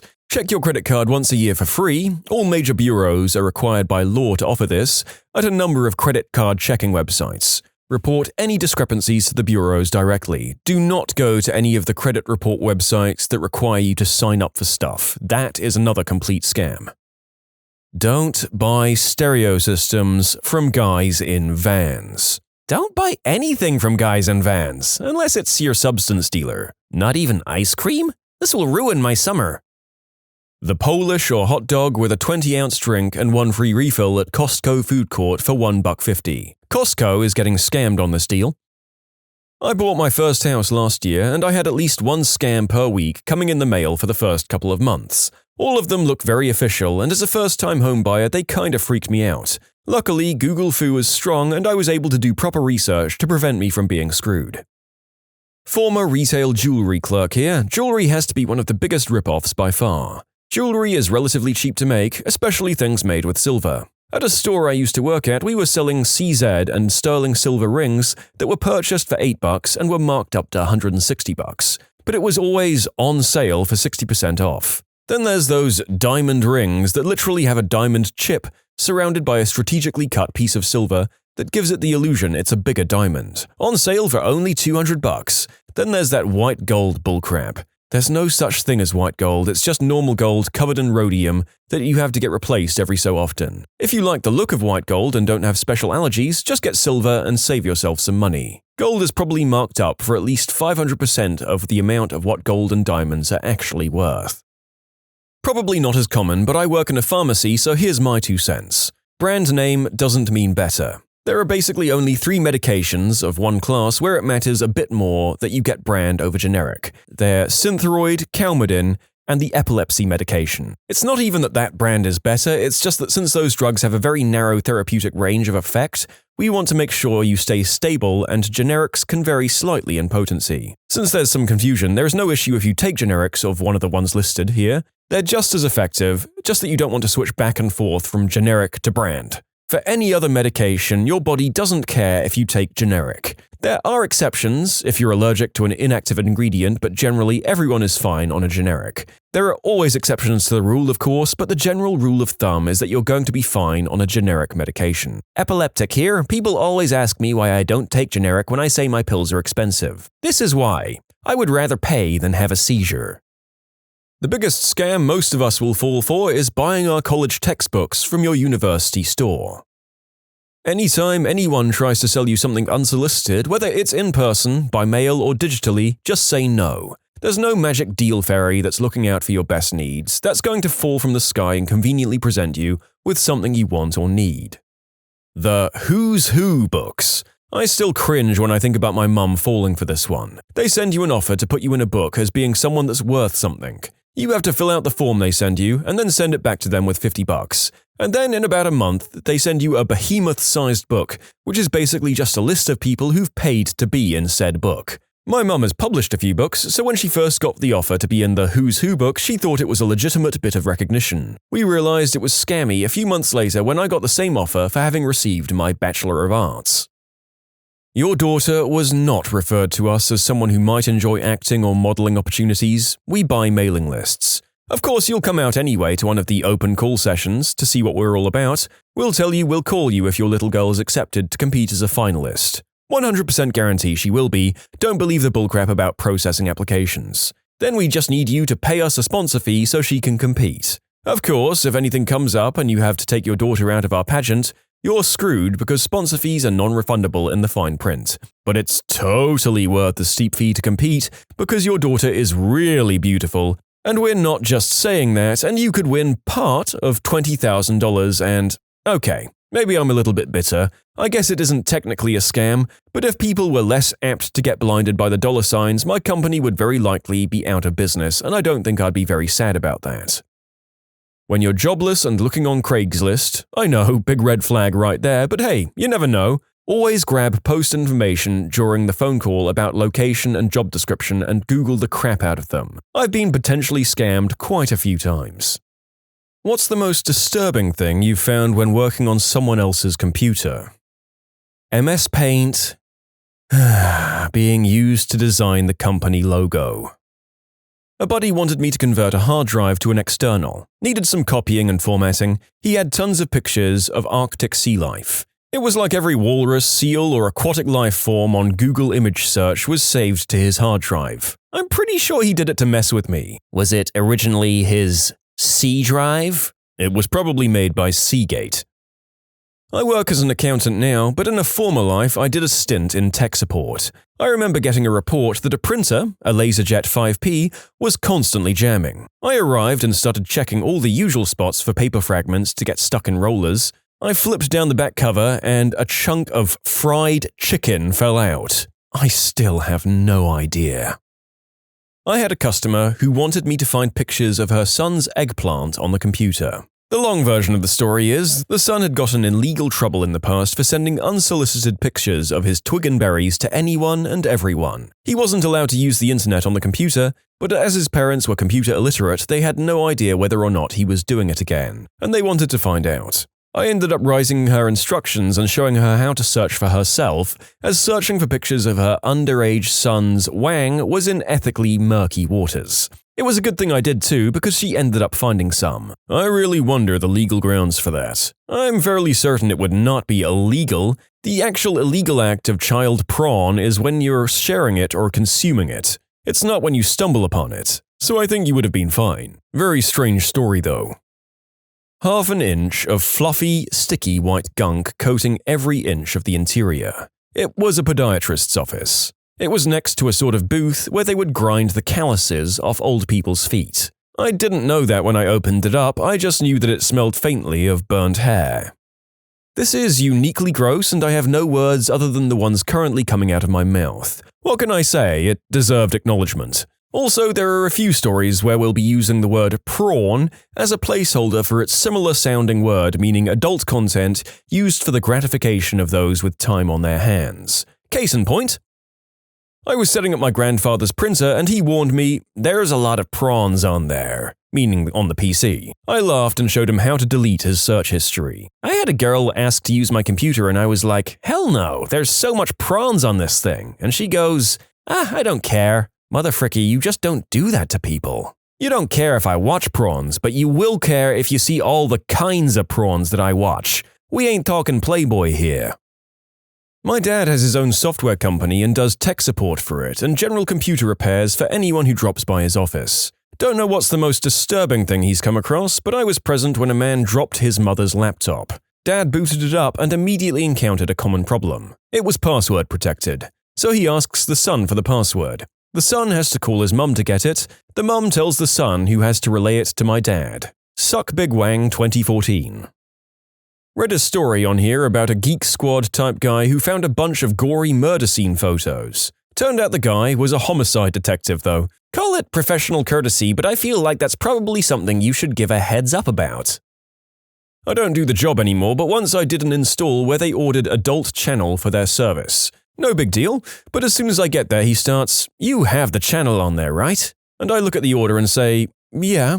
So I'm doing the install and his wife offers me a drink and food. I turn it down, we're supposed to, it's job policy. I also did a virus check on their computer. So after I finish the install for the cable, he says, "Okay, now show us the channel." Usually people wait for us to leave, so it was weird to look up the channel and watch prawns in a guy's house with his wife on a 65-inch TV. So I excuse myself to work on the computer. As soon as I log in, the last page he was on was importing foreign women for doing the deed, like mail-order brides. The next tab was for Group Whoopee, and the next tab was for Craigslist. I didn't go too far into it because it was just really awkward as I heard the sounds from the TV downstairs.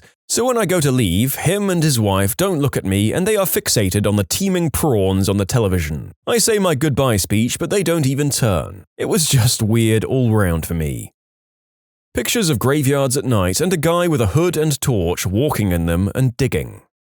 Plans detailing a prospective campus rampage on the same computer as very sweet emails to his grandmother. He had self-deleted 2 months prior and I was recovering data for his family. I didn't tell them. The guy was severely overweight. I found before and after shaving pictures of his crotch and butthole. I couldn't even look him in the eye when I handed his computer back to him. I did computer work for 8 years. Conservatively, I serviced around 1,000 machines a year. I never went digging through the computer or anything, but I stumbled upon CP 3 times. Do some thinking to figure out what CP could stand for on a person's computer and why we'd arrest someone for it. We had a contact at the local FBI and there was a quarantine procedure to preserve chain of custody and all of that. However, if you really want to gross people out in the office, mention Mr. Santa. This guy had a super slow PC, which was one of the reasons he brought it in. From power on to being able to open the start menu was 45 minutes. The only problem is, his desktop was a full-screen image of himself wearing a Santa hat, and only a Santa hat. He was rather large and had hundreds of warts everywhere. God damn. Guy was having problems with his computer, so he brought it to us for a virus removal. Standard stuff, I set it up with a monitor, keyboard, and left it to boot up. When I came back, it had booted to desktop. The background was a picture of a guy, not the customer, fully undressed and spread eagle. I've never switched a monitor so fast. I'm working Geek Squad years ago. This guy comes in, tatted up head to toe, not your punk band tattoos, fully blown multi-years in prison tattoos. Plops down his tower. I heard you do data backup. How much to back up all of my prawns? I see labor dollars and without missing a beat, I seize his crustacean folder and quote him $160 to put it into 2 DVD discs. The manager rips me a new one, not sure why, labor dollars are huge, and go to his bonus, and says I have to do the work. Whatever, I just copy the files over. I didn't even see anything, it's just file names whizzing by. Well, one caught my eye. Piegrape.avi. Pie as in P-I, grape? Crap. What is this, I think? Some sort of math prawn? Sure enough, I fire it up. I have to see what it is. A woman comes out in a nightgown and takes it off, rubs something between her legs, lays down and spreads them. Before you know it, a full-blown pig rolls into the scene, jumps on the bed, and the rest is history. Then I realized in the split second what the file name was on my screen. I misread it and can never unsee it. And thank God you misread it, because frankly, I'm still not sure it's okay to put this one in one of our videos. Oh well, YOLO! My grandmother passed away recently, and my 87-year-old grandfather got a new girlfriend, 27 years younger than him, about 2 months after she died. I was setting up a printer for his laptop, and in his bookmarks he had a few links to marital aid distributors. So now I know that my grandfather does the deed far more often than I do, and needs medication to get it up. Which makes sense, I suppose. Old people be doing it all the time. Sure, but I would rather be willfully ignorant of my grandfather's bedroom life. Sort of like how some parents prefer to pretend that their children have never ever done the deed and never want to. Found a folder on my mum's computer titled Sins of My Children, found weird poetry and if I recall correctly, chat logs of some guy offering to kill my wife and me. Holy crap, man, you can't just post that and not elaborate. Are relations okay with your mother now? My mother has always hated my wife. We were trying to get through it by going to a museum together. My mum said a friend of hers was going to meet up with us there, but he never showed up. Then later I found the folder when I was fixing her computer. I barely talk to her now. My cousin worked for a summer doing IT stuff for her mum's company. She worked on a co-worker's laptop and discovered explicit emails indicating he was sleeping with her mum, who was still married to her dad. I was asked to double-check a bunch of computers for pictures and identifying information before recycling the towers. Found a Windows 98 machine that hadn't seen the internet in a very long time, and on it was Napster, just like we choose to remember it, along with ICQ, Yahoo Messenger, and CompuServe. I found a load of prawns while working on a client's computer. Lots of browsers cuts and fragments of videos. I came to find out he wasn't obsessed with shellfish at all, he was an editor for browsers. A photo album full of polar bears with Coke bottles photoshopped onto their hands, like very badly done. About 40 photos, and I was just trying to update a friend's drivers and couldn't resist opening the folder called Coke Bears. A relative once asked me to help find some files on her very cluttered hard disk. When a search failed me, I started browsing through folders when I found it. Pictures of pillows. Every single kind of pillow possible, with lots of different colors and decorations. There were literally thousands of pictures, including some with what looked like bloodstains on them.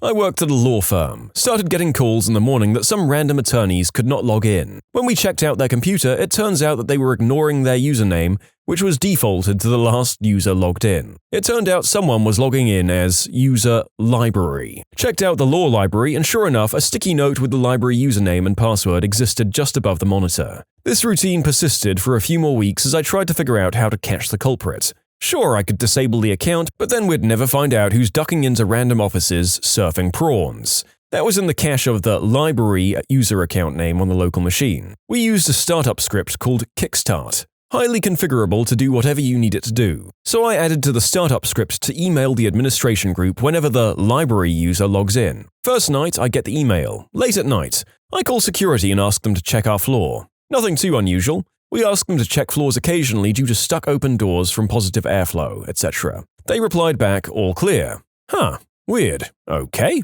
Second night, same story, nothing unusual reported back from security. However, the next morning I came in to a request from an attorney to help him log in. Same computer from the night before, default user, you guessed it, library. This attorney had poor eyesight. As I'm clicking away, checking out the browsing history our mystery library user left behind, I noticed something out of the corner of my eye. A couple of dabs of Elmer's glue. It's early, pre-coffee. What's an attorney doing with glue? Then I realize what I'm staring at. Not glue. I threw up in my mouth a little. Fast forward a week and it happens again. Email notification late at night, security called, also notice another attorney logged in a few offices down. I called him immediately and asked him to check the office where we just saw the library logged in. He checks and reports back a few minutes later. Nothing unusual, just a security guard. I just called security no less than 2 minutes before. No way they could get to the top floor in time to check up on our request. It was the security guard yanking on his brake.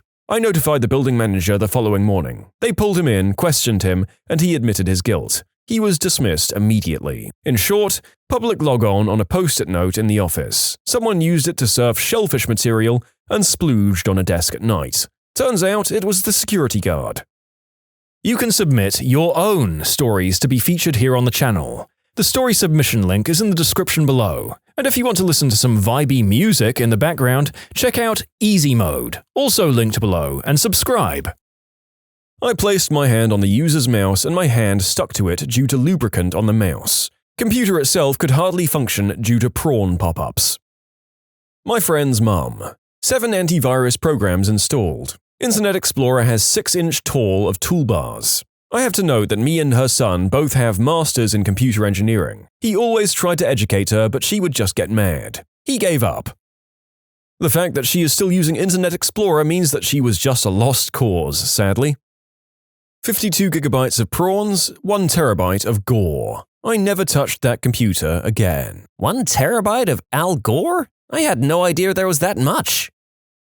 I had a coworker that wanted me to come by his house to fix his PC. This was like 15 years ago. He takes me up to his bedroom, not too unusual. He was having internet connection issues. I was so focused on checking cabling to his modem, router, and other things under the desk that it took me a while to also notice next to the desk the camera on a tripod, pointed at the bed. It all clicked when I finally got the interwebs working again, launched his browser, and his homepage was some couples sharing special interest website.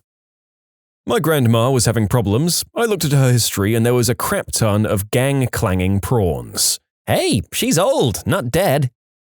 I work in a senior day center, but I used to do software development, so every now and then one of the other staff will ask me to fix whatever computer problems they're having. One time, one of the nursing assistants asked me to look at her laptop and had brought it in. I told her I'd look at it during my lunch break, different time from hers, and she said, fine. So I opened up the thing in the break room only to be confronted with a bunch of windows with very exposed pictures of her and her boyfriend, the topmost picture being his BBC. Fortunately, the only person in the room was across the table and couldn't see anything, but I noped the heck out of there. I gave her a bit of crap for potentially getting me fired, but it was kind of fun to have her squirm knowing what I'd seen. I lent a friend the use of my laptop for a 3-hour game of D&D. He used a site called Fur Affinity to download lots of Third Reich dog prawns. Drawings of Dobermen in those uniforms doing the deed with each other. When I confronted him, he said, "You'd think there'd be more German Shepherds."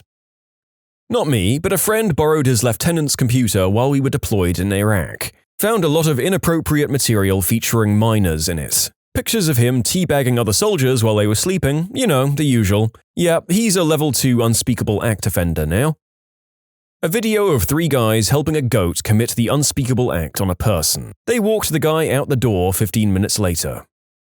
A customer bought in his old HP tower and it absolutely reeked. A smell I can't even describe accurately, but it would be something along the lines of decaying ball bag cheese built up after a week of not showering and high-intensity training. Anyhow, we don't work on it yet that day, but end up having to wrap it in garbage bags and duct tape every opening to stop it from stinking up the tech shop. The next day we came in and the bag was slightly open. The entire store stinks of this now, and we had to open all the doors and set up fans for airflow the entire day. We unwrap the PC and connect it to power, after which a green-orange flume of debris comes out of the power supply fan, making a smell that has the original stench seeming tolerable. As one brave tech gets close to press the CD drive button, as soon as he touches it you hear rustling, and as soon as the drive tray opens, it was literally like you see in horror movies. A river of cockroaches pouring out of the open mouth of this PC. We yanked the power cords and ran it outside, as well as spending the next 4 months trying different kinds of extermination to get rid of the infestation in our store.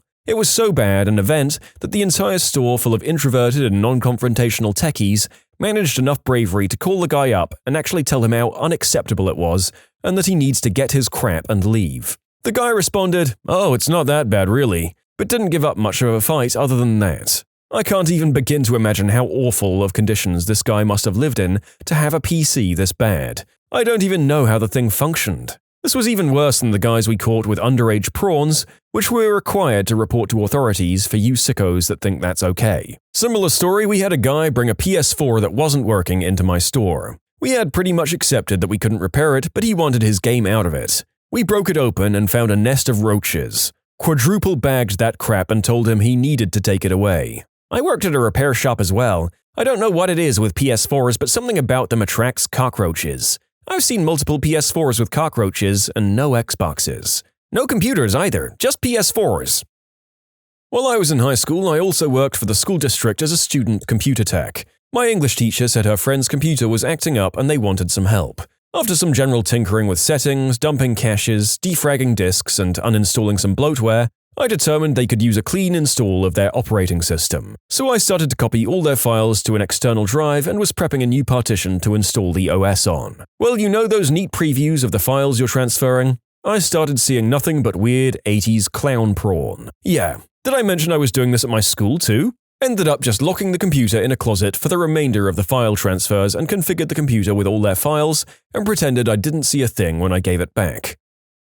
A neighbor asked to have their son's computer looked at because it kept blue screening. I agreed and braced myself for a bunch of prawns. The kid was 14. Nothing. A crap load of video games, but not a crustacean to be seen. What kind of 14-year-old boy who owns his own PC doesn't have prawns? The kind of 14-year-old that knows it's possible to stream his various shrimps and lobsters and not have them saved permanently to your computer for people like you to find. Seriously, I mean, who the frick downloads and saves their aquatic invertebrate these days? Honestly, at the age of 14, I didn't have this kind of sea-dwelling fauna anywhere on my personal PC. That's a later teenage thing in my head.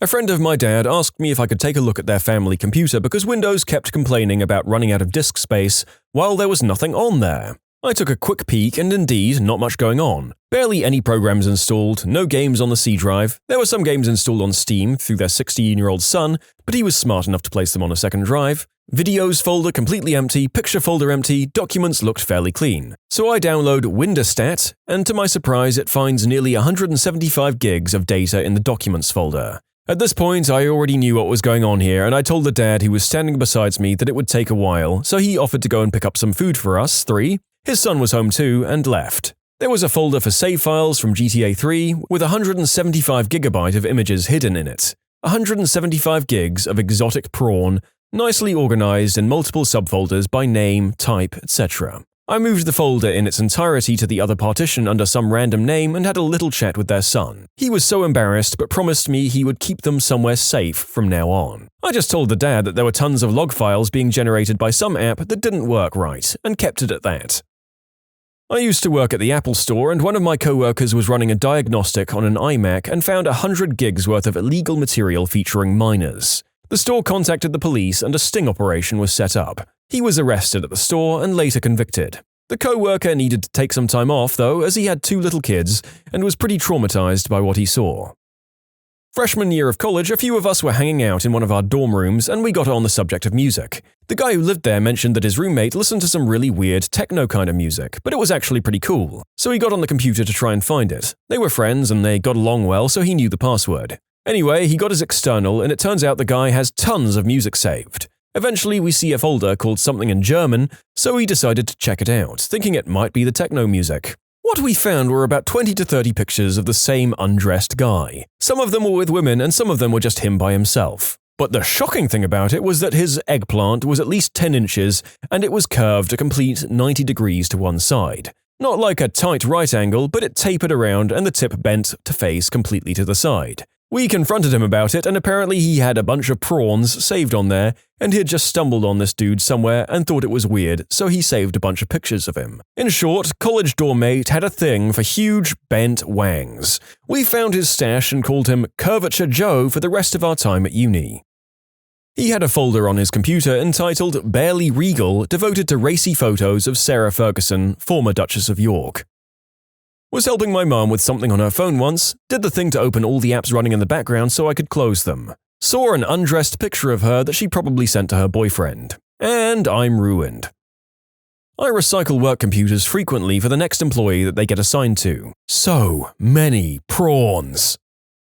According to my grandfather's search history, he likes fat old B-words. Truth be told, I was just glad that his searches were age-appropriate.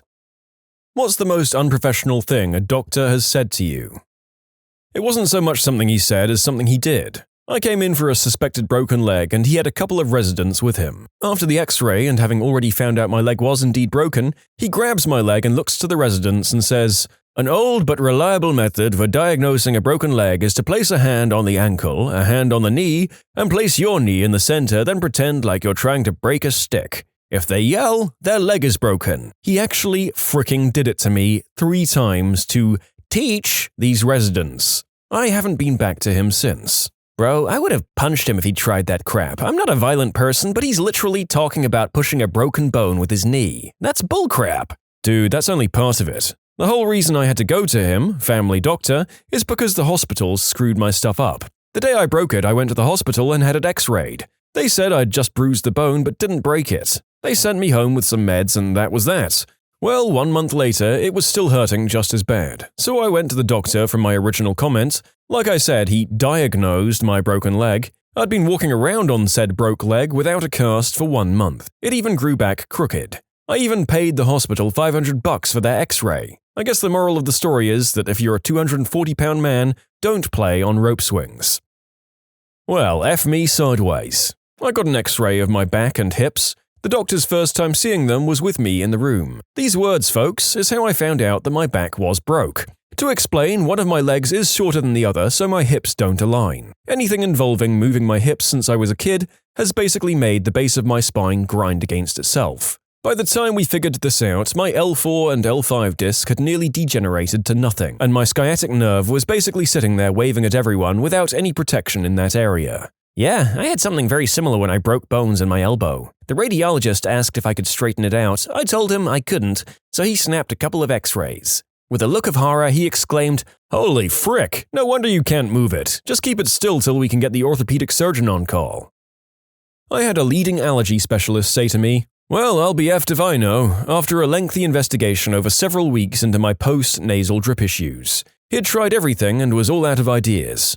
I didn't mind at all, in fact, I rather appreciated his honesty. It's probably quite telling that a lot of these in a row are just doctors using the F word to underline the fact that they haven't been able to diagnose. And yeah, I'm fine with the language to state the irritating nature of the problem. Another commenter agrees. Similar thing happened with my father-in-law. Men in that family have huge heads and thick necks. Not fat, just structurally over-engineered. He was having neck pain and went in to get a surgery consult after seeing other doctors. The doctor comes in for the consult, takes one look and says, "If my head was that big, my neck would hurt too." My father-in-law fell over laughing and they had a great working relationship from there on out working through the recovery. The doctor was doing a pap smear and he said, "Whoa," at one point while the speculum was in. I never did find out why, but I'm assuming he was just amazed by my awesome lady parts. "I need you to be fully firm," referring to my wang. I was referred to a urologist for Peyronie's disease. I believe my Johnson had been developing a bend in it. As part of his assessment, the urologist gave me an injection in the named part and some adult magazines. He left me alone in the room so I could become excited. Then he returned and used a toy to make me fully firm. However, when I told him I was on the verge of arriving, he just kept going and I splooched. Then he took some measurements with plastic rulers. He said that he needed to do this to take reference measurements to see if my condition is worsening. I have no idea what measurements he took because I was frankly overwhelmed by the experience. For him to look at my stiff eggplant didn't seem completely implausible. After all, I couldn't see a problem unless I was at full mast. Getting me fully firm, well, that was stretching my credibility. And when he kept going until I arrived, that just didn't make any sense. I asked about this on an online urology forum and found that this is so far outside of ethical practice that nobody would take me seriously. They assumed that I was just trying to share some fantasy I'd created. Nobody believed that a urologist would act this way. I'm not gay, and if I was trying to create a fantasy, I could probably do much better than him. I'm so sorry he did that to you. There is no excuse for doing that. He betrayed your trust and disregarded your dignity and wishes. I don't know what the legal boundary is, but this feels like he could be fired for that. You didn't consent to that, and there was no appropriate reason for him to have done that. Please report him. Don't worry about whether they believe you or not, which is out of your control. If anyone else reports him, your reports will back each other's up. I just wanted to add, and you probably know this, that this was completely his fault. You trusted him to behave professionally. He shouldn't have used the toy on you. He should have left it with you, stood outside the door, and said to let him know when you were ready for him to examine you. I'm so sorry you experienced this. Went to a psychiatrist because I wanted to self-delete. He said, "Well, you don't seem sad, I can't really help." You know how to spread 'em. I was at the gyno's office and needed to open my legs a little more in the stirrups during the examination. Wow, that's inappropriate. My mom's first gyno appointment with an elderly male doctor, she didn't really want to open her legs to him. He said, "You really think you've got something down there that I haven't seen before?" He turned out to be a really good doctor, and my mom uses the story to remind me to not be embarrassed of crap that everyone has.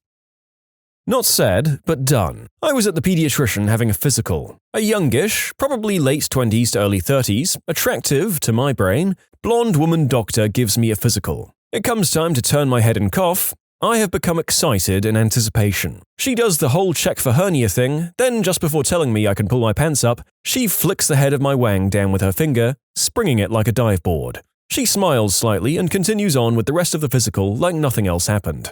I don't know if she was trying to make my 12-year-old mind feel at ease about the embarrassing, to me anyway, situation, but I've never forgotten about that moment. During my first physical at about the same age, my female doctor counted my testes, saying, "1 thingy-dingy, 2 thingy-dingies," probably trying to put me at ease, but it was so weird and out of place. Look, I shouldn't do this, but I'm going to call you on my phone later on this evening and we'll discuss options off the book. It's my personal number, so I would appreciate it if you kept it to yourself. Highly unprofessional, but hugely helpful. Best doctor I've met, for sure. Is that unprofessional? I had a doctor who knew I suffered from terrible allergies and sinus inflammations every spring, and I was getting married. She scrounged around for pharmaceutical samples of anti-allergy and sinus medication for me, and of course didn't charge me for them, and gave me her personal number telling me to call her over the weekend if my symptoms worsened, and she'd see what else she could come up with. Turns out I didn't need it. The stuff she gave me worked great, but I appreciated the gesture. Didn't occur to me that this was unprofessional. I thought it was just going above and beyond as a doctor. I would say get a vibe check if you do get an offer like that from a doctor at the very least. That kind of situation could easily be taken in a very different and much worse direction. I'm glad it worked for both of these people.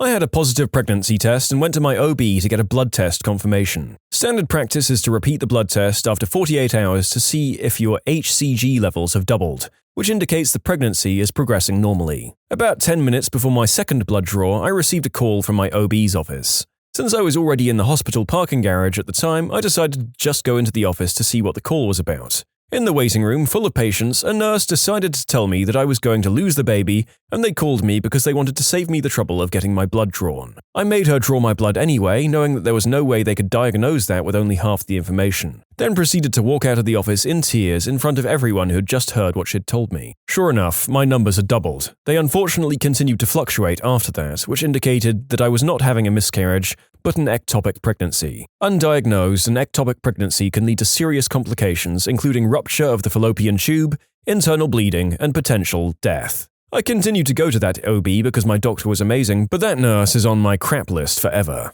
That nurse deserves to be fired. If everyone heard her tell you about the miscarriage, that's a massive privacy violation, in addition to her being horribly callous and an idiot. Did you tell your doctor about it? Because I'd assume most good doctors wouldn't want someone like that on their staff. I did tell my doctor about it in regards to the confusion it created, but in all the stress and turmoil of getting a proper diagnosis and treatment, following up on what happened to her was the last thing on my mind. My doctor was incredibly sympathetic. I haven't seen that nurse around the office since then. This happened back in January, and at about 18 weeks into a viable pregnancy at this point, I've received really wonderful care from the staff that I've interacted with this time around. If I do happen to see her roaming the hallways, I might just chew her out and blame it on the hormones. When the doctor told my dad that he had cancer in various spots, including his bladder, colon, lymph nodes, and prostate, my mum started crying, obviously. The doctor sneered at my mum and told her to get a grip. Fricking butthole. My dad's okay, by the way. "Well, you're sitting here talking and smiling, you can't be that depressed," said by my psychiatrist a few years ago. Yeah, frick that. It's not hard to learn to slap on a happy face in public so people stop asking questions. I did it for years. Right? That was probably the third thing he said to me. He hasn't even asked me a question other than, "Why are you here today?" I've had the worst luck with shrinks, too. Repeatedly asked if I could be pregnant when I was like, I have messed up periods, yo. I'm a lesbian and in a committed relationship with another woman. There's no chance in heck I could be with child, stop asking. My endocrinologist, I have hypothyroidism, is trying to figure out the messed up periods, but I've had them for ages. I badly burned my hand in the college cafeteria and went to the campus health office. I showed skin literally dripping off my hand, begging for a cream or bandage or anything to ease the pain. After making sure I wasn't allergic to anything, they asked if I was doing the deed regularly. I wasn't, but didn't see how that was relevant to my burned hand. She then moved on to my current medications. I was on an asthma inhaler, ADD meds, and birth control. She looked up at me with a smug grin and said, "Alright, well if you aren't doing the deed with anyone, why are you on birth control?" As if she had caught me. I yelled back in her face while clutching my blistered hand, "In case the mood strikes me. Now, if that part of my life is out of the way, can you fix my hand?" Women are on birth control for a lot of reasons. My ex was a virgin and took it because it relieved her cripplingly painful periods. Some women get irregular periods. That nurse is a C-word. You can submit your own stories to be featured here on the channel. The story submission link is in the description below. And if you want to listen to some vibey music in the background, check out easymode, also linked below, and subscribe. My doctor is also my best friend, and I routinely have to get surgery because of a medical problem. Once when he was cutting into somewhere that I couldn't see, he said, "Oops." I was dating a girl for a while, and we both went to the doctor to get tested for transmitted diseases. When she was done, the doctor grabs me and brings me into the room. We chatted for a bit, and he says, "You know, I probably wouldn't date that girl if I were you. When I was in the army, I was dating a girl. One day she calls me and tells me she had chlamydia. My tests came back negative. I was on the phone with the Navy doctor and he said, 'You know what this means, right?' Yeah? Your girlfriend that you were in a monogamous relationship with had a disease and you didn't. Yeah, I get that. Let me rephrase. She got it from somewhere that wasn't you. I got it. I'll deal with it. I mean, that's inappropriate, but looking out. Folks out there fall for the old, I caught it from a public toilet or a bus seat all the time. I mean, I don't know how I feel about that. In my mind, it might not transgress boundaries by saying, your partner has evidently got this from someone that wasn't you, but telling them to break up is outside their jurisdiction. It's not cancer, you don't need to get this checked out. I got it checked out. It was cancer. A psychiatrist told me that he didn't have time for my craziness. After lying to me for weeks, telling me that I was on the waiting list for therapy when I wasn't, I found out when I went to the psychology department that I'd been discharged without a letter to me or my GP. Next time I saw my psychiatrist, he asked me how it made me feel. I told him that it felt like no one cared and just wanted to do me off and tell me what I wanted to hear rather than check to see if what they were saying was even true. The psychiatrist said to me, "That's just your depression making you feel that way." No, you butthole, it's 7 weeks of you telling me I'm on a list and saying you've been checking it yourself when clearly you hadn't. Anyone would feel fobbed off. I was booked to discuss possible knee surgery with a specialist, after several years of physio and many MRIs showed an old injury is not improving. So after a long wait where literally 30 or more people who entered the waiting room after me get seen before I do, I got in the room and the first thing he tells me is that he saw I was next and then deliberately delayed my appointment by 4 hours because other patients were easier to sort out. That's what he actually said. So I was already teed off. He genuinely thought I should be okay with an extra 4-hour wait and no apology at all. Then he can't remember which knee is the issue. I told him and he glanced at the scan and said, "Well, I understand women sometimes feel much more pain than men, but this is probably healed now anyway." Healed. Despite causing issues for 7 years, it's now probably healed. He asks if the pain impacts my life. I listed all the hobbies I've given up, the trips that have been ruined, the flat shoes I had to wear as a bridesmaid because I couldn't walk in heels without crying, and he nods along. So I ask him if I need to take my shoes off for the exam, and he says that's not necessary. He had seen my notes and doesn't think my knee has any problems because if it did, I'd need a wheelchair. Excuse me? I was in that room less than 3 minutes. He didn't look at my leg. He told me if it still hurt to go up and down stairs and collapsed when I tried to do squats in a year, he'd have another look. I rang my doctor immediately. I was furious. She looked over my notes. He wrote that the patient is fully healed and the injury does not affect her in any way. He actually wrote that on my medical records next to a week-old MRI showing 3 massive tears in my tendons and abrasions on the bone. Yeah, magically healed. My doctor wanted me to go back. I've told her I will never speak to that man again and we're figuring out what to do now. One of the doctors in military recruitment post, military service in Russia is mandatory by the way, that's important, looked at me and said something like, "Okay, you're fine," and writes down in my file that I'm healthy. I'm like, "Excuse me, ma'am? I recall having pretty visible scoliosis for my entire freaking life. You might want to consider checking my previous check record from 2 years ago in the same freaking file you're holding." To which he replies, "Oh? Well, it seems to be gone now. This is usual when teenagers grow up. Russian recruitment posts are truly miraculous places. Hundreds of thousands of diseases were cured there in just 1 or 2 health checks. Don't worry, eventually it will curve enough that it will go straight again."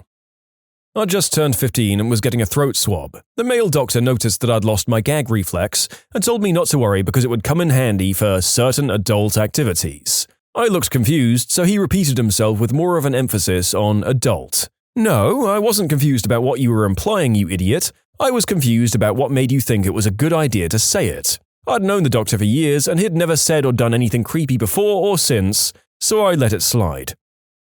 Saw a doctor to discuss a bout of depression I was going through a few years ago, and his diagnostic was, "Well, obviously it's got a lot to do with your face." Yeah, I've got some bad acne scarring, but what a crappy thing to say.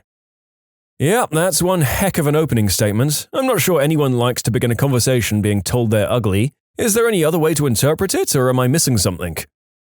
When I was a young teenager, I had a lot of problems with ovarian cysts and had several surgeries to remove them. I woke one night with severe pain and was taken to the ER, where an unfamiliar doctor performed an ultrasound to see what was going on. He was gruff and cold towards me. I was understandably nervous and afraid and feeling vulnerable when he jabbed down on my abdomen with the ultrasound device and remarked loudly, "And here we see the scars from getting your child removed at the clinic," in a very judgmental tone. I'd never had that procedure, and I was just in shock and sort of laid there, silently crying, too afraid to say anything. I wish I could have had the guts to say something at the time. To think that this man was dealing with vulnerable, scared young women, the mistakes he must have made and the things he must have said to other girls, just sort of breaks my heart. What kind of doctor thinks that procedure leaves scars on the lower abdomen? I wish you could have kicked him in the throat, partially for being a jerk and partially for being incompetent. I'm not sure. I was a frightened kid in a lot of pain, and it was more his condemning tone that rattled me. This was more than 20 years ago, and I still think about all the things I should have said. When telling him one of my symptoms was that I couldn't do number 2, he said, "Oh, people all over the world get constipated." I had a bowel obstruction. My friend has always been paranoid about getting diabetes since both of her parents have it. She's rail thin, never had an overweight day in her life, and does long-distance running, karate, and yoga. One night, she realized she was seeing halos around any light she looked at. She asked her doctor to check for diabetes, and he laughed and said she was too thin to get diabetes. She said it ran in her family, and he said that it didn't matter, she wasn't fat, so she didn't have it. Her symptoms didn't go away, so she finally went to the hospital and demanded a blood test. She had freaking diabetes. If she wasn't so aware of the disease, who knows how far it would have progressed before her idiot doctor finally tested her. An ambulance took me to the ER of the local hospital after I was snuck up on and beaten about 30 to 40 times by my now ex-wife with a steel rod. The back end of a Colt gun, to be specific. The doctor who examined me in the ER was a very small, older Filipino woman who barely looked at my injuries and was more interested in telling me that I had no reason to be there. "You're a big, strong man. Why you not stop her? Why you not run away? You're fine, lady no hurt man." When the forensic nurse came in to take the photos for the police report, the doctor shooed her away. "He doesn't need you. He's fine. He's fine." She refused to take x-rays or do a CT scan. I was hit in the head a few times and sent me home with no medication or follow-up instructions. I found out later when I got myself to a real doctor that she broke the law by not allowing the forensic nurse to do her job, and that I should have had x-rays and a CT scan because I had 3 broken ribs, a separated shoulder, and a skull fracture that caused some brain injuries. As far as I know, she got no reprimand or punishment for it, and the judge allowed my ex-wife to plea bargain down to offensive touching because of the lack of forensic evidence. Just the other day, I was getting my 20-week scan and the doctor said, "Looks like baby has a cute dinky little nose, unlike his mom's schnoz." It's not so bad, but I'm a little conscious about my big nose, so I thought that was rude. But I'm glad the baby doesn't have my nose. Another time I was in hospital for a miscarriage, and a nurse had to clean up the blood and she loudly said she'd rather be in the nursery than doing this. That was heartbreaking because me too, B-word. My GP had a weekly checkup with my father for years due to him having heart issues. Simple assessment to see if everything was stable. He saw him every single week. He saw him losing about 10 kilos, 24 pounds, as well. Never advised a single extra thing and said he was fine. That was until we forced my father to go to the hospital for a detailed checkup. "But the GP says I'm fine," where he passed away a week later. He was in the terminal phase of lung cancer. A freaking lung cancer that had been eating away at him for months, yet the GP didn't even bother noticing anything. I still can't believe this. I went to get checked for transmissibles after I was a victim of the unspeakable act. She was asking me about the experience, if I knew the person, and if anyone else was home. Yes, it was a family member, and one person was asleep upstairs. She asked me why I didn't scream to wake up the person, with a matter-of-fact look on her face. "Yeah, you're right, I should have done that. Stupid me for letting it happen. B-word. I never went back there." I was refused birth control once because apparently it's a decision my husband needed to be present for because we could want kids. Nothing permanent, just birth control. Jesus. 2 occasions, same moron doctor. I was like 12 and I got a skin infection in my back and he just blatantly told me that it was that disease where fish have to eat the dead skin and that it had no cure and it was going to get a lot worse. Being a kid, I was heartbroken by that, especially when told in such a blunt way. Anyways, my mum took me to another hospital and they were shocked at how dumb the other guy was. Obviously wrong diagnosis, it was something really easy to treat, and how he could just blurt that out to a kid. What's the pettiest thing a parent has complained about to their kid's school? For silly fun at the end of the term, I showed an episode of Mr. Bean. He was washing his clothes and pulled out a dress accidentally and put it on. That is what the parents were mad at, that I was encouraging cross-dressing. They were seniors in high school, by the way. They were seniors in high school, and now they're an all-cross-dressing, traveling cabaret. And that's your doing, you wonderfully corrupt show business pixie. In my college gender studies class, the first big paper could be skipped if you cross-dressed for a day. I only know 1 or 2 people who chose to actually write the paper. My brother is a high school teacher. He had one kid that was early accepted into college of his choice and decided that his entire senior year could be the frick you all year. My brother had multiple conversations with the parents throughout the year about the fact that the student was failing, as did other teachers. Parents seemed very unconcerned by this. The day before classes ended, my brother runs into the father out in public, and the father says to him, "I'm very concerned about the students, really. I think his school performance this year doesn't bode well for how he's going to do in college." My brother said, "Your son isn't going to college. He has to repeat at least 5 classes this year in order to get his diploma." "What? No, he's already accepted." "Yes, but that's all conditional. Without his high school diploma, which we've been telling you all year he's not going to get, he can't get in." The father, who has a college degree himself, was apparently shocked by this news, and then promptly went right to the school board trying to get his entire senior year waived because he was obviously such a strong student that a school accepted him on early admission. The school board did not agree. "The counselors at my school have this big meeting for all the seniors after the typical early admissions date, where they tell horror stories of people getting rescinded. It works pretty well." Parents once complained that I let my 7th grade intermediate ESL students read a story that was a whole 22 pages long, with images for their book report. They had more than a month to read it. It was an edited copy for their level. How could you, you monster? 22 pages is too much for any child. Honestly, even as someone who speaks their second language on a daily basis, the idea of reading a 22-page book is kind of daunting to me, even if I could do it in, a day or so. But I am a dummy, and it's probably good for an official curriculum for these kids. I hate parents that prevent their kids from testing their limits. The first year living in the US, I had a social studies final assignment on the Civil War. It was a total of about 20 essays, each about a page long, double-spaced, not extremely difficult for your average student, but it seemed impossible to me and other kids in my ESL class. I'd taken English classes before moving to the US, but I would compare it to an English speaker taking Spanish 1. You can say hi and ask for a bathroom, but you can't really have a conversation with anyone. I was the only kid from my ESL class that managed to turn in the entire assignment. Both my ESL and social studies teachers were impressed. I'm sure it was crap, but I felt so proud to have completed it. Most of the other kids in my class took advantage of the circumstances and turned in 2 or 3 pages max, since the teacher had said to turn in what we could because she understood we were in ESL. I witnessed a parent complaining at the end of a primary school concert that it wasn't fair that their child had no discernible musical talent and that the school should stop giving instrument lessons to kids who were keen or talented. I've never seen the music teacher genuinely speechless for so long. My special snowflake can't play a triangle, so nobody gets to play a triangle.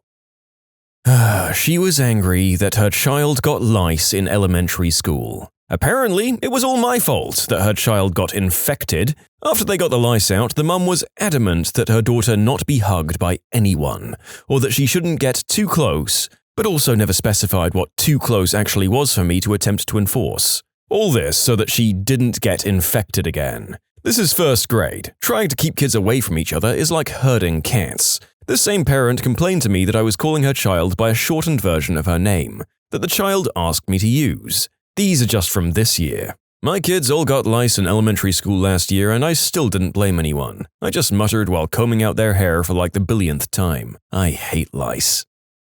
I have my students wash their hands before lunch. Apparently, I'm being unrealistic with my expectations. Get effed, Dawn. Back when I used to teach, I had a parent once complain that my classroom was too quiet, and as a consequence her daughter and her peers got too much work done, and they felt it was bad for their daughter's brain to be learning so much so quickly. Even worse, I had to sit in a meeting between them and my head of faculty to discuss it. Multiple times, my head of faculty had to clarify that they were actually complaining that their daughter was being taught too well. I bet it just made the parents insecure that their kid might be smarter than them. A parent called to complain that I hadn't put her daughter's late homework into the gradebook yet. I told her, I can't put the homework in the gradebook until she actually turns it in. This parent just kept asking me why I hadn't put it in. I kept replying with, I have nothing to put in, she hasn't given it to me. Finally, the call ended with, ugh, some people just don't know how to do their jobs.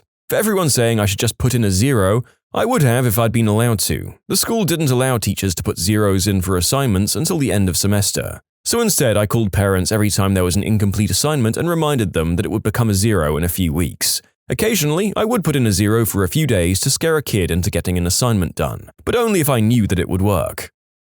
My cousin, who teaches kindergarten, had a parent complain to the principal that she was irresponsible for being selfish enough to have a baby and take maternity leave before the end of the school year. Most of my colleagues who are mothers have heard a version of this. Last year, a parent complained that I was missing school too much, and it was negatively affecting her child's learning. My mom spent a month in the hospital and died. I missed 8 days. I had a girl in an honors class. She earned a B+. The mother asked if she could be bumped up. Cases where it's pretty darn close to an A, I'll consider it, but she was at the low end of a B+.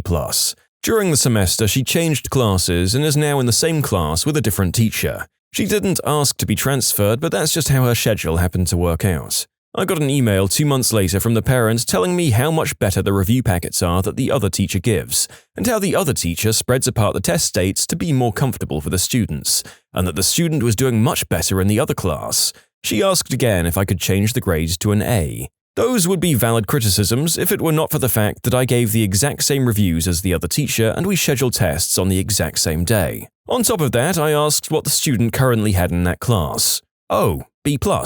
Oh my god, she tried negging you. I wonder if she thought because she herself was vain enough for it to work on her that it would work on you. Gosh darn, focus all your vitriol on your kids if you want them to pass, parents. Or maybe it's a good thing that all this toxic stupidity isn't directed at their offspring 24/7. My mother's a high school teacher, and this is one of her stories. The kid turns 18 and joins the military. The mother goes ballistic, storms into the school, yelling at everyone, well, just the staff, saying that this was all the school's fault, that he was corrupted into joining and things like that. Demands to talk to the kid's teacher, my mum, and my mum says, "This seems like a talk you should be having with your kid, not me." The lady goes ballistic again. Mum has to call the AP to escort her out of the building. After hearing that, no wonder the kid wanted to join right after high school. One of my students was the child of a co-worker. Both were huge pains in the butt. Co-worker's mother stormed into the class after school to complain that her son had earned a C+ or a B-, I can't remember, on a homework assignment the week before. She was upset that I hadn't contacted her. I explained that I always immediately entered grades into a system that parents had access to online. Parents could view grades and that school calendar, etc. The school employee who maintained the site? It was her. So she knew how to use it.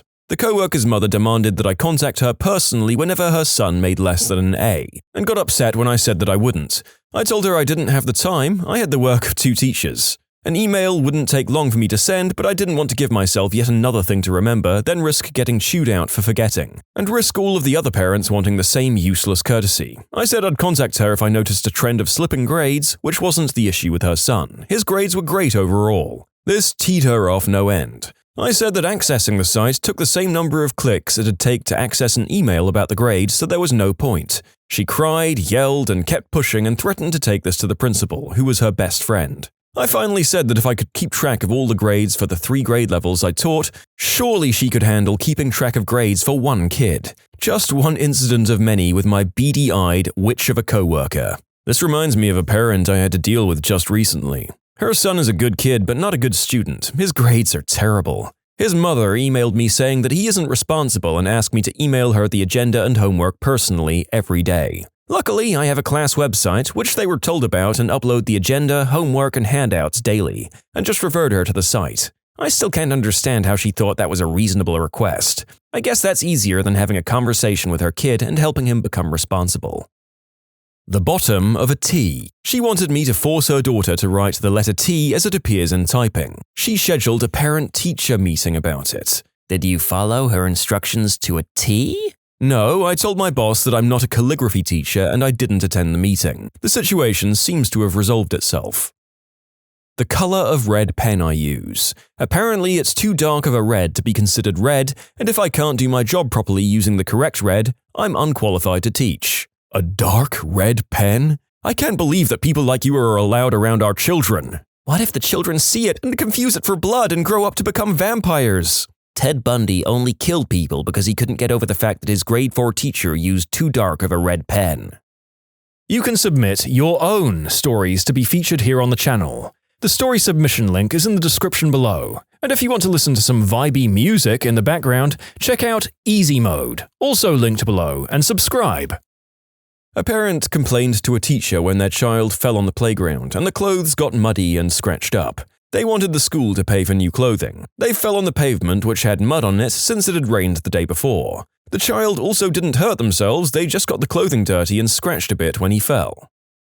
I had a screaming parent in my office because of a marginal comment I made on an essay that had received a grade of 95%, submitted by a student who was top of the class. The comment said, and I'm paraphrasing here, "This argument is unworthy of you. Don't be lazy. Find better sources and don't hang your argument on idle assertions." The parent claimed I had called her daughter lazy, idle, fat, mentally ill, and unworthy of being a student at my institution. She actually thought I was threatening to have her expelled or at least barred from grad school. The best part? The girl was a second-year undergraduate. The next best part? It was an open office and my colleagues were openly mocking her the entire time. I just sat there and said nothing. I miss those guys. Just to be clear, because of potential pronoun confusion, the female student had no problem with the comment and was absolutely mortified by what her mother had done and seriously concerned that the interference would damage her academic career. I just laughed and told her I was even more impressed that she'd emerged intelligent and sane from a home environment like that, then asked if she needed any letters of reference. She did, and she got them. Her mother got a vaguely insulting note and a small tray of milk chocolates.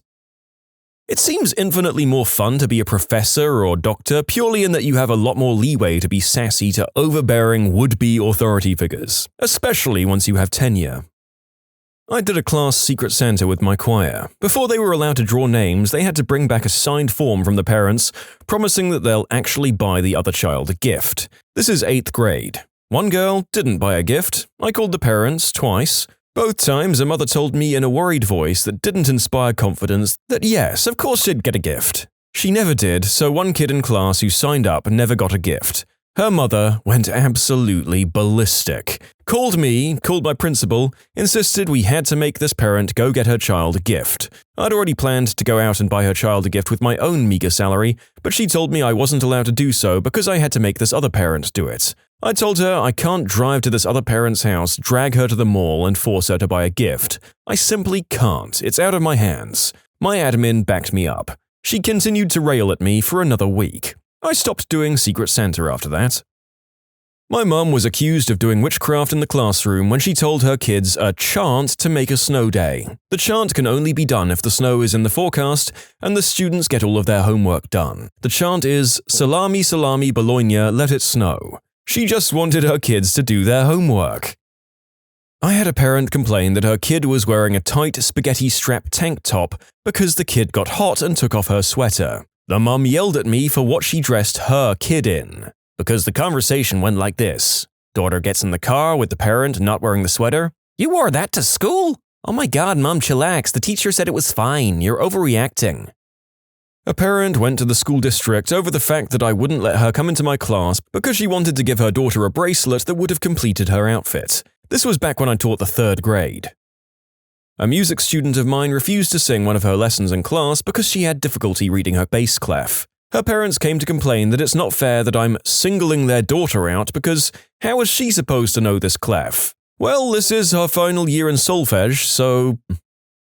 Not replacing the novel, the entire 9th grade was assigned with a novel more aligned with her Mormon values. What was the novel in the syllabus, and what was her demand? I need closure on this lunacy. The Absolutely True Diary of a Part-Time Indian. It has a bit of racy romantic content, which was her main issue.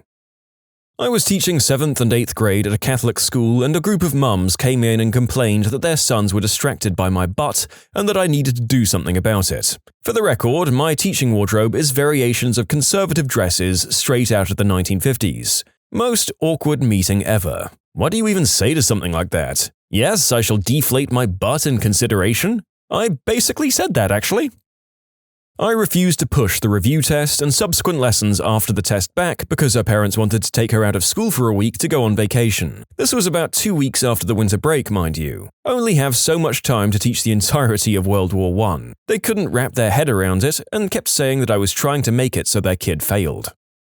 My wife teaches at a school that uses Class Dojo. It does a lot of different things, but it is essentially a behavioral management system. She can give kids points for doing the right thing and can take points away if they do the wrong thing. The parents who sign up for notifications get them sent straight to their phone or computer. She had one student this year who was refusing to do work and was being disrespectful to the student teacher. She was basically telling the student teacher that she wasn't really a teacher and that she, the student, didn't have to listen to her, the student teacher. My wife overheard what was going on and took away a point for disrespect. The girl's parents came in the next day and the dad was demanding that my wife change the disrespectful point. He didn't mind that his daughter lost a point, but he was teed off that she lost a point for being disrespectful. He told her that a 7-year-old isn't capable of disrespect and insisted that this was going to ruin her chances of getting into Stanford because they would see her as a disrespectful person. My wife explained that this information is simply a way to track behavior and communicate with the parents. It has nothing to do with a permanent record, it's just an app. The dad continued to demand that it be changed and my wife eventually relented. She changed it to a refusal to work point instead. I'm not sure if Stanford thinks being lazy is better than being disrespectful, but the dad seemed to think so. My mother forced me to go to my 6th grade social studies teacher and ask her why I'd missed half a point on a 16-point assignment. That's 97%. I assume your mother's logic went something like this. Failed life must achieve through children. I had a parent try to excuse her son's lack of homework completion as too hard for little boys. It was identifying nouns in a Year 9 class. At my old school, a parent complained to the principal that her child's punishment was too severe because when he exposed himself in class, it was just the berries and not the twig. That I gave their child a detention for saying something foul in Spanish.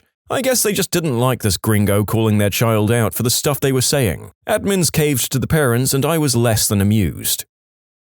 Not a teacher, but I recall that my daughter's second-grade teacher got in trouble with another parent during the Iraq War by referring to Saddam Hussein in class as Saddam Insane. That parent was anti-Bush and anti-war and assumed that the teacher was some kind of right-wing Republican. I'm not sure of the teacher's politics, but he was an African-American gay man. The controversy blew over pretty quickly. This was in San Francisco, so yeah.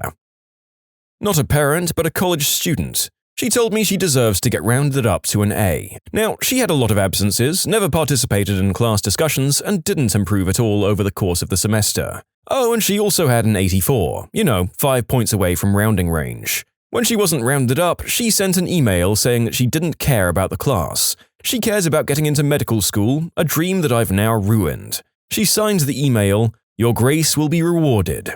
Karma." When I was in middle school, I got something like 8 or 9 hours of detention for some stupid thing I did. My mum kept telling the teacher that it was not enough and that he should increase my detention time for 1 whole month, that I know of. I still pity my teacher. I dread awards day as an elementary school teacher. I had a parent complain that their child didn't get an academic award. I made sure that every child got something, whether it be for an academic subject like reading, writing, math, social studies, or science, or just for their awesome personality. I can't remember what her child got, but it was one of those personality awards. He was a very cheerful, sweet kid, but she said that this award sent the message that academics weren't important or that he wasn't smart. With over 120 kids in that grade level, it was impossible to give everyone an academic award. He had a chance to win one. If he read a certain amount of books, you'd win a reading award. But you actually had to keep track of that at home and turn the paper back into me, which he didn't. So I'll just say that this wasn't the first time she'd complained about something petty that year. I once had a parent accuse me and the admins of a conspiracy against her daughter. I had her in my class period and she always skipped, so I always marked her absent. She couldn't believe that her precious snowflake could be skipping. A parent from a rival school once complained to my teacher that I was too big to be playing 6th grade basketball. Must have been held back a few years, were her exact words. Joke's on her though, the teacher was my mum and promptly informed her that I was the youngest kid in my class by several months. I just had a tall father and a very early series of growth spurts. I got chewed out for expecting a 12-year-old to be able to read an analog clock. What's the scariest thing you've seen that no one believes you about? It would help if I had pictures to explain the setting here, but I used to fish at an abandoned house's pond near my home. Next to that property was a wealthy neighborhood of about 6 houses, mansions. One day, while getting off the bus, I saw a black Mercedes with fully tinted windows, which is rare in New Jersey, sitting in the driveway of the pond house. I found it odd and was kind of sad because I thought I'd never get to fish there again. The next day, I found out the man who lived at the end of the wealthy neighborhood had been shot in the head while he slept. Rumor has it he was involved in the mafia. I believe those rumors. I was sleeping at my cousin's house on New Year's Eve 2014. My 3 cousins, brother and I all decided to sleep in the same bedroom as our parents were staying out all night. We were old enough to stay at home on our own. The point is, we were 100% the only people in the house that night and all slept in the same place. Woke up the next day and was getting in the car to leave when I had to look at my camera roll from the previous night. To my absolute horror, there were 5 photos of us all sleeping. Every single person was in the photos fast asleep, so there was no way any of us took those pictures. My aunt showed the photos to the landlord and he had no explanation. To this day, nobody knows who took them. Oh boy, this is a scary one. Do you think it was the landlord? I'm assuming he'd have the key. Maybe he'd have known the adults were away for the night. Yeah, not hard. Most phones allow you to use the camera without unlocking it. And if he left his phone on a table or something, then easy enough to use it.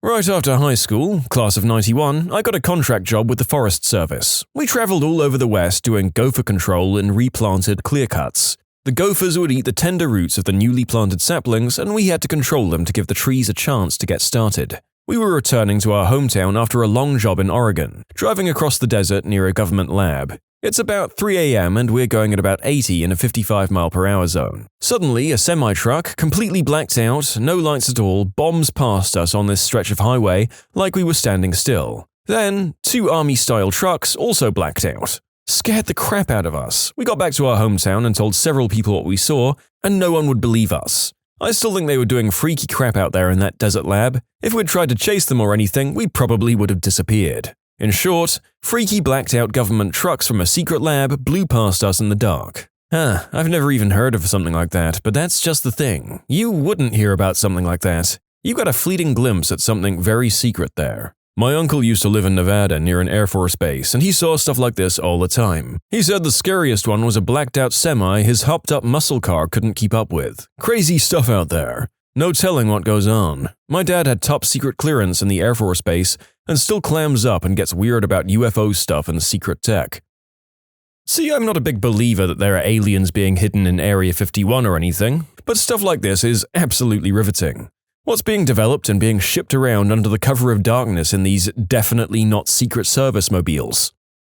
When I was little, 7 or 8, I woke up one night to a white dog sitting in the doorway of my bedroom. That was weird because we didn't have a dog or any other indoor pets. While I watched, it got up and went down the hall towards the living room. I got up, looked down the dark, empty hall, and went the opposite direction to my parents' room. I woke my mum up and told her there was a dog in the house. She got up and we looked, but didn't find anything. She thought I was dreaming. At some point when I was older, I found a picture of the dog my parents had when I was a baby. I learned from my mum that the dog often slept in the doorway guarding my room. But the dog died before I was 2. The dog in the picture was the dog I saw that night.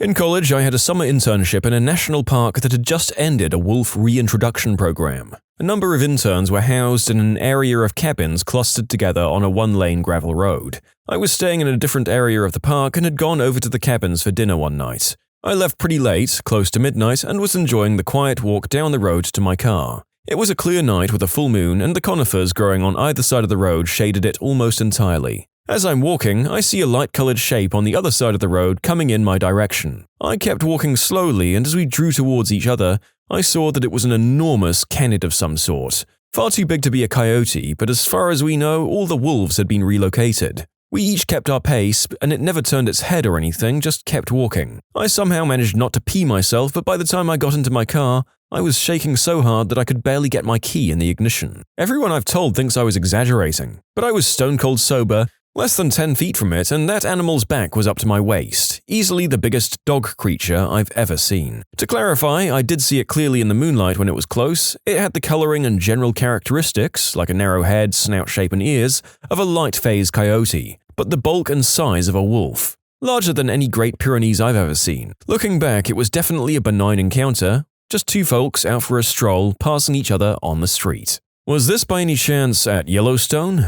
Only asking because I visited there several years ago, and we became friendly with a waiter in a restaurant who told us about the huge wolf that they have that wanders the park. He said he saw it once and it was nearly twice the size of a regular wolf. He also said it wasn't aggressive or anything, just looked at him for a bit before walking away. I'm not sure about any relocation programs in Yellowstone, but it sounds like it might be the same wolf.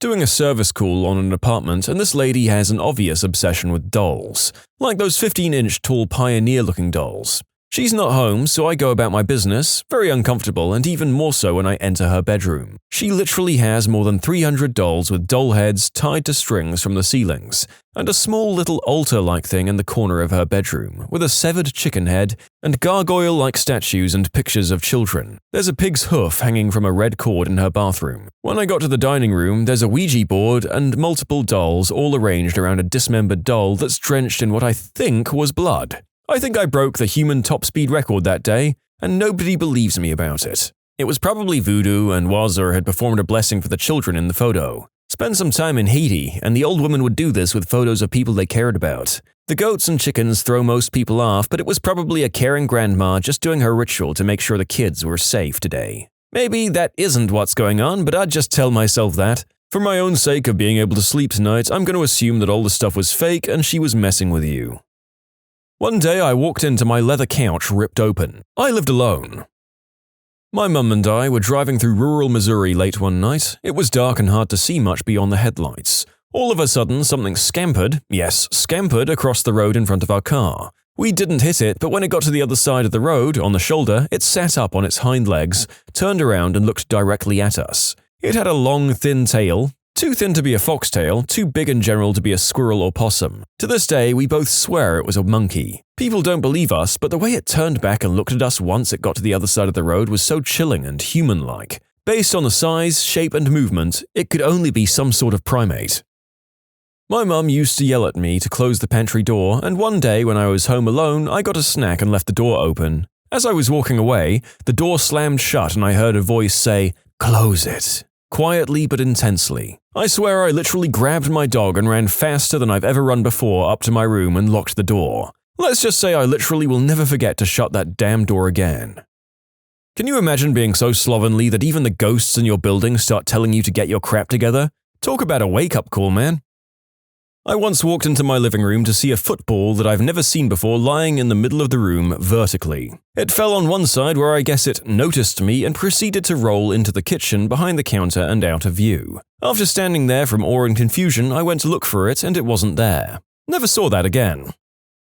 In high school, I briefly dated a gothy chick whose idea of a good time was to hang out, and occasionally make out in the old graveyard at the edge of town. Not my favorite thing in the world, but she was cute and I was 16, so there you have it. One night she told me to meet her there. The place was dark and empty as always.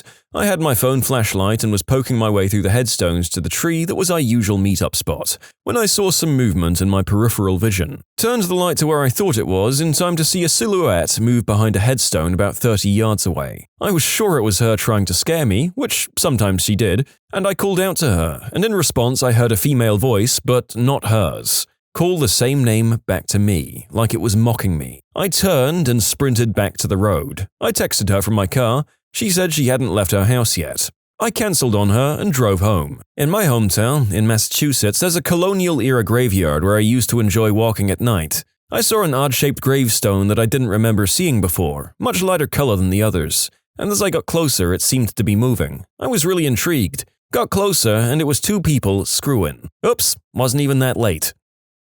My friends and I used to frequently visit the abandoned Joseph P. Ladd School. It was rumored to be haunted. Most of the time I just assumed the noises were other people on the property. I'd never experienced anything supernatural there, just, scared because of the circumstances of what could happen. One of the last times I was there, I brought my crowbar because the state had started boarding and welding doors shut. So here I am trying to pry open a small enough gap between these two doors. There was a good 6-inch space between them where it was open. After a few tries, I'm getting pretty aggravated, saying to myself, is this freaking worth it? It was pretty well late night and the moon was really bright, so I didn't need my flashlight unless I was inside a building. Also, I didn't use it because of the risk of alerting security. So I'm peering through these two doors down this hall with my flashlight, and about 50 feet down the hallway, it looked like some light dust came into view. So the dust entered where my flashlight was aimed, and then suddenly, it turned. I could see the cloudy, barely visible outline of a chest, shoulders, and head. Nothing else. As it turned, I can still vividly remember what appeared to be the ghostly, misty outline of shoulders and a head moving towards the flashlight. So, as any person would, I ran away and screamed. Never have I been so scared in my life. New England is the best when it comes to spooky legends. Rhode Island has more legends than it does square feet. Lovecraft's quote sums it up perfectly. Searchers after horror haunt strange far places. For them are the catacombs of Ptolemies and the carven mausolea of the nightmare countries. They climb to the moonlight towers of ruined Rhine castles and falter down black cobwebbed steps beneath the scattered stones of forgotten cities in Asia. The haunted wood and the desolate mountain are their shrines, and they linger around the sinister monoliths on uninhabited islands. But the true epicure and the terrible, to whom a new thrill of unutterable ghastliness is the chief end and justification of existence, esteems most of all the ancient, lonely farmhouses of backwoods New England. For there the dark elements of strength, solitude, grotesqueness, and ignorance combine to form the perfection of the hideous. You can submit your own stories to be featured here on the channel. The story submission link is in the description below, and if you want to listen to some vibey music in the background, check out easymode, also linked below, and subscribe. Was with a bunch of kids playing around the street when I noticed a floating stick. There's no trees around and everyone else saw it. Put my hands around it to make sure it wasn't a spider's web or a string, but it was definitely floating. The moment I touched it, it fell. Still can't explain it to this day. I was driving to South Dakota to visit family and I drove all night. Around 7 a.m., tired, almost 45 minutes to my destination, I looked east from the highway and deep in the plains there was this huge golden bridge silhouetted structure. Mended with the clouds and the sparkle of the sun, it almost looked like heaven. I mean, it looked small from the car, but I understand depth perception, and up close that would be a huge Golden Gate-sized structure. Looks like it stretched from north to south as far as I could see. Rubbed my eyes? Still there. I just remembered thinking, I'm tired as heck. I've driven this road many times and there isn't anything this way except grassy plains. Fast forward maybe a year or two, I'm back in South Dakota working for the summer with my family. One day for work we had to drive down the same road about 8 a.m.-ish, when one of the guys goes, I remember this one morning, we were driving down the same road for work and this golden bridge-looking thing, huge as frick, was on the horizon over there, pointing to the east where I saw it years earlier. All of a sudden, instantly when he said that, I remembered that moment from years earlier. I remembered it because I thought I was hallucinating, but they described exactly what I saw. This is South Dakota and there isn't a huge golden bridge-looking object anywhere in the state. It still baffles me to this day. I try not to think too much on it because I haven't seen it since. Weird as heck though. Every time I visit my family, I look to the east on that same stretch of road, but I haven't seen it again. My buddy and brother's evidence of seeing it only validated that I wasn't crazy and that they saw the same thing. I was about 4 to 6 years old and my mother was telling me to get ready for bed. I remember hopping on the bed and going straight for the window. I pulled open the curtains dramatically. I was face to face with a giant fly or moth head. Its face was staring straight at me and was huge, almost like a mask pulled over someone's head. I became hysterical trying to express what I saw and was told it was in my imagination. Now, this was in the window to the backyard. Our house was on a foundation above ground, so that window was about 10 feet off the ground. It's been over 17 years and I remember that creature staring back and the sheer horror of its eyes. Can't bring myself to look out the window at night now. My friend, I think you experienced whatever the equivalent of Pennywise was in your area, and you really need to get the heck out of there before he comes back after his long sleep. When I was 17, I was up late one night watching a movie in my living room. I was living in a condo at the time, a smallish building, only 3 stories, so not a lot of people. It was mostly middle-aged people and in the nice end of town, so we rarely heard noise from neighbors, especially late at night. So the movie ends and the credits roll. It's about 2 a.m. I'm playing on my phone and the condo is pretty quiet. Suddenly I hear a noise coming from the front door. It sounded like a long nail or claw slowly dragging across the door, and then a soft tap tap tap. This repeats several times. Meanwhile, I'm crapping myself. It was the most eerie, ominous sound. I felt like I was in a horror movie. I was too scared to look out of the peephole because I thought whatever it was might see my shadow looking out, as lights were on near the door. Who knows what they want? I'm not out here trying to die. The horrible scratching noise carries on for about 30 seconds and then stops. 20 minutes later, I got the guts to go and look in the hallway and nothing was there. And no marks are on the door. I still get the heebie-jeebies thinking about it. When I was 3 or 4 years old, I had a best friend named Abigail. We did everything together. Played in the sandbox, creeks and rivers, playgrounds, you name it, we were sidekicks. I even drew her portrait one day and told my mum to save it somewhere safe so I could give it to her on her birthday. I still have it somewhere, but I drew a girl with dark shoulder-length hair with a red bow in it. She was wearing a blue jumper-like dress with a long-sleeve red shirt under it, and brown shoes. I just remember I loved playing with her, and then one day I just never saw her again. Now, if this were my mum telling the story, she would just say that at this age, I was an independent little girl who liked to play and be by myself. She just thought Abigail was an imaginary friend. Until one day, when I was about 11 or 12 years old, the local historical society posted a researched historical article detailing the events of a tragic farmhouse fire that happened about 75 or 80 years prior on the property that our subdivision was built on. The fire was a devastating one in which a family of 6, 2 parents and 4 kids, were all killed.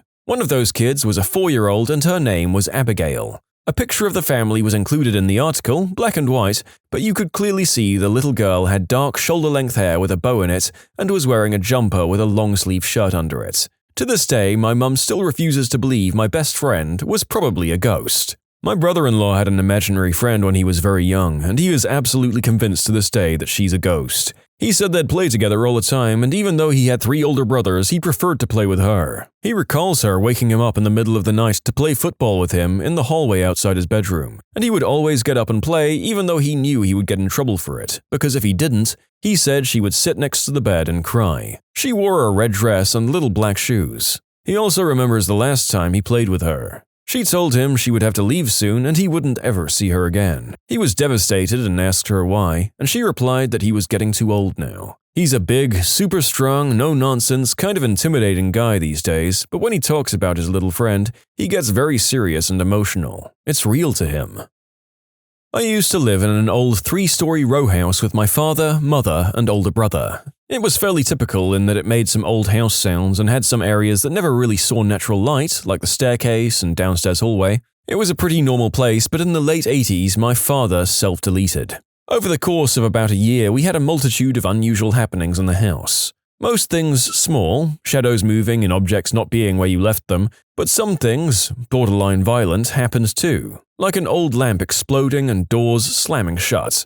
I was primarily the person who saw these things happening. That leads me to the biggest incident. I've told my mother, my brother, and some friends, and now my wife, but no one thinks it happened the way I remember it. I was 9 years old, my father had been gone for almost a year. I was sitting on my bed reading when a young man, maybe in his late 20s, looking disheveled and confused, opens my bedroom door. Startled, I shout, "Mom!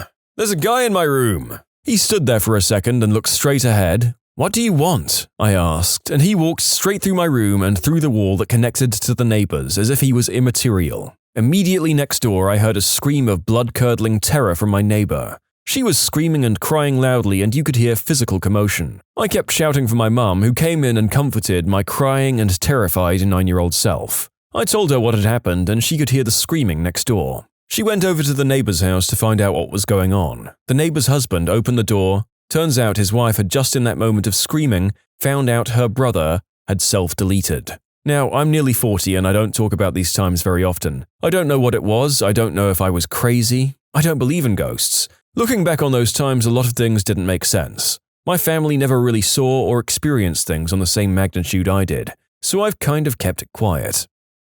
A light. I was alone on a forested, snow-covered mountain and there was a bright light just sitting in the middle of the trail. It was there all night. In the morning, there was nothing there. This is one of those horror movies where you're thinking, "Frickin' seriously, dude? You're going to investigate the spooky light? Of course there's a monster there. Don't go over there, you dumb idiot. I'm glad you didn't go check it out and get eaten. But I also want to know what the heck that light was. Perhaps next time, just have a quick look with your binoculars or something and report back to us." Listen, you started off sounding smart, but everyone who's seen a horror movie knows that if you look through binoculars, a monster will jump right up in front of you from nowhere while you're looking and jump scare/disembowel you.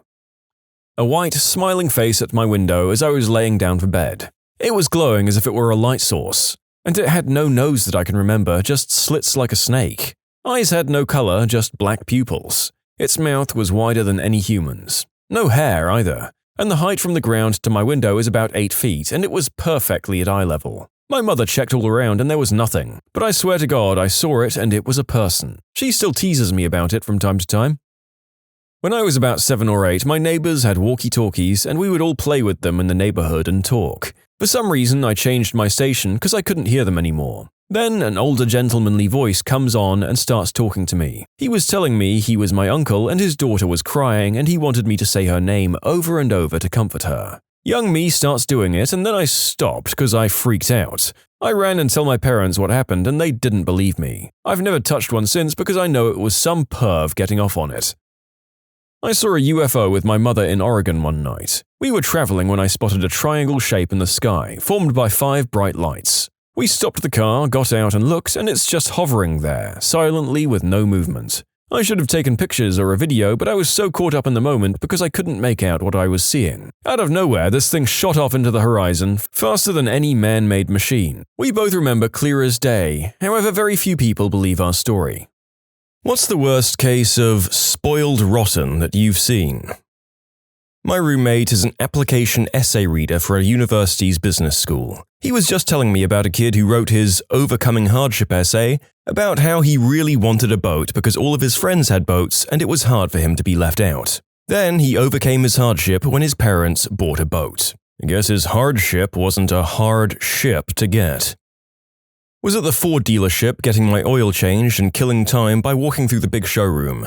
There's a Mustang GT350 sitting in the middle with a huge bow on it, and folks gathered around waiting for someone. Minutes later, the family comes in with their son, who immediately yells about wanting it in blue instead of black and denting the passenger door with a swift kick. The parents didn't even have money. He wanted new clothes and was told no, so he put his clothes in the bathtub and poured bleach on them. The parents brought him new clothes. Holy crap, that would have been a bleachy clothes-wearing dude if it was my son. Yep, the only way to get kids to realize that being a craphead isn't going to benefit them is to let them do it and deal with the consequences. Eventually, they'll learn that being a jackass doesn't pay off. In high school, 1987, this really pretty girl was about to turn 16 and her parents got her a fully frame-up, restored 65 Mustang. It wasn't what she wanted, so they got her a new Porsche 944, not the only one at my school. It was customized with rims and upholstery that had her name embroidered on it. When she graduated, they got her a new Lexus sedan. Her father was a preacher at a small rural church. Her mum was a stay-at-home trophy wife. Still have no idea how they pulled that off. I worked at a tax office, and I can tell you that religion is a very profitable business. Sister refuses to look for a job and as a result moves back home. She uses my parents' vehicle to drive around with her boyfriend and go to parties and stuff. One day there's a family emergency and the car is not in the driveway for her to use. She throws a tantrum, trashes the house, and runs away with her boyfriend. By the way, my sister is 22 years old. That kinda sounds like the problem solved itself. A girl in my high school had totaled 4 cars by the time she graduated on account of crashing 2, flipping one onto someone else's lawn, and accidentally running someone else's car completely over. I have to be honest, 4 cars in presumably less than 5 years is almost impressive in terms of a person's inability to coordinate or learn from their mistakes, not to mention somehow not getting their license revoked. Okay, I've got one. My boyfriend's little half-sister. So her parents are real hippies. They live at least 40 minutes from the nearest town, which doesn't have much anyway. They live on an eco-friendly hamlet which her parents built from scratch. Since the age of, say, 10, she's now 16, my boyfriend's sister has been a stealer of money. Started off by taking coins when she was babysitting for neighbors, eventually finding out where stashes of cash were kept, and then the neighbors found out and told her parents. They were mortified but didn't do much apart from tell her off and make her promise she wouldn't do it again. Little things like that happened and same outcome. Then her granddad passed away, who left a share of $1 million to her mother, which was used to upgrade the farm, buy more land, among other things. She stole money from her dead granddad's wallet in his fricking pocket when he was lying in the house dead when no one was looking. All she got was a bit of a telling off. She never has to give the money back because she spends it first. Her parents just say, work it off by doing chores. Now she's 16 and her latest crimes have been stealing her mum's card to buy $800 of makeup online. Her parents took the makeup from her, hoping to return it, but not before she replaced the makeup in the boxes with old bottles. They let her keep the makeup after this and still let her do all her school camps and parties. The last I'd heard, her parents had started a B&B and made a couple of grand only to have it disappear because she found out their internet banking passwords, transferred it to herself, and then spent it on food, friends, and makeup all in one weekend before they could find out. Her punishment? Work it off by doing chores. It makes me sick. I had to do chores for free. I'm still doing chores for free in my own house. Fricking heck. I was in Toys R Us in the 90s. This mother and her daughter, who had to be around 12, were shopping. The girl asks if she can have some toy. The mother said, "No, we're here to get a gift for..." And the girl asked once or twice more and the mum declined. The girl then said, "F you, mummy," and took off running. The mother chased her, while the kid cussed her out. Eventually, it must have ended. I went to check out and the mother-daughter couple were behind me. The mother not only got the toy she wanted, but actually apologized to the daughter. That was my cousin Zach, but when we left Toys R Us, his dad made him give the toy to Salvation Army. He cried and I got yelled at for laughing. Okay, this is an opposite case, but it's a great counterpoint. I know a multi-millionaire chick, maybe 95 million in net worth. She's a friend of my ex-wife. We hang out with her on a semi-regular basis. At any rate, one day, years ago, my kid is playing some Game Boy DS shareable game with her sons. It's a game that my kid has. Her boys don't. They finally finish the game while the grown-ups are getting lit and eating way too much crab. One of her boys runs up to his mum and asks, "Can you get this game? It's really fun." She says, "Oh, money's tight. I'll tell you what, put it on your Christmas list. That's only a couple of months away, okay?" "Okay." And with that, all of the kids went downstairs to play whatever on the whatever device. I looked at her and said, Money's tight? She related the tale of how the kids have no idea that they have money. It was the way she was raised. She didn't discover the money until she graduated university. At first, she was teed off because her college could have been so much easier with money. But a few months after graduation, she started thinking back on how teed off she had been at the wealthy kids who just bought their way out of every problem that came their way, and how disgusted she had been at the way they lived their lives. She apologized to her dad and swore that she would raise her kids exactly the same way. She lives in a modest little house, and her boys wear sneakers until they destroy them. They will find out when they graduate college. Oh, this is one of my favorite spoiled kid comeuppance stories ever. I had a friend, Don, who had 2 kids, a year apart in age. When his son turned 16, Don was ready to give him his pristine Volkswagen. Don really babied his cars, so this Jetta, though about 7 years old, was truly in like-new condition. A car that most normal 16-year-olds would be thrilled to have. I would have been thrilled to have it myself. So Don tells his son the plan, and his dad goes, "Dad, I'm not driving that car. It's a 7-year-old Jetta. I need a new pickup truck." After taking a deep breath so he didn't throttle his son, Don simply said, "Well then, I'll drive the Jetta for 1 more year and give it to your sister when she's 16. If you want a new pickup truck, then you'll have to either ask your mother or buy one yourself." Now, Don and his kid's mother had been divorced for years, and through a series of bad choices, his ex-wife had barely 2 dimes to rub together. Don had gotten remarried to a woman who was very successful and a wealthy business owner. His son, very mistakenly, thought that Don and his current wife would foot the bill for whatever the son wanted. How very wrong he was. Fast forward a year, and his daughter was very happily driving around the Jetta. Don bought himself a brand new Mazda. His son has access to neither of them. In desperation, he bought himself a crappy $800 beater just to get himself to and from work. Lesson learned, I hope. I applaud Don for sticking to his guns and not teaching his kid to be an entitled butthole at an early age.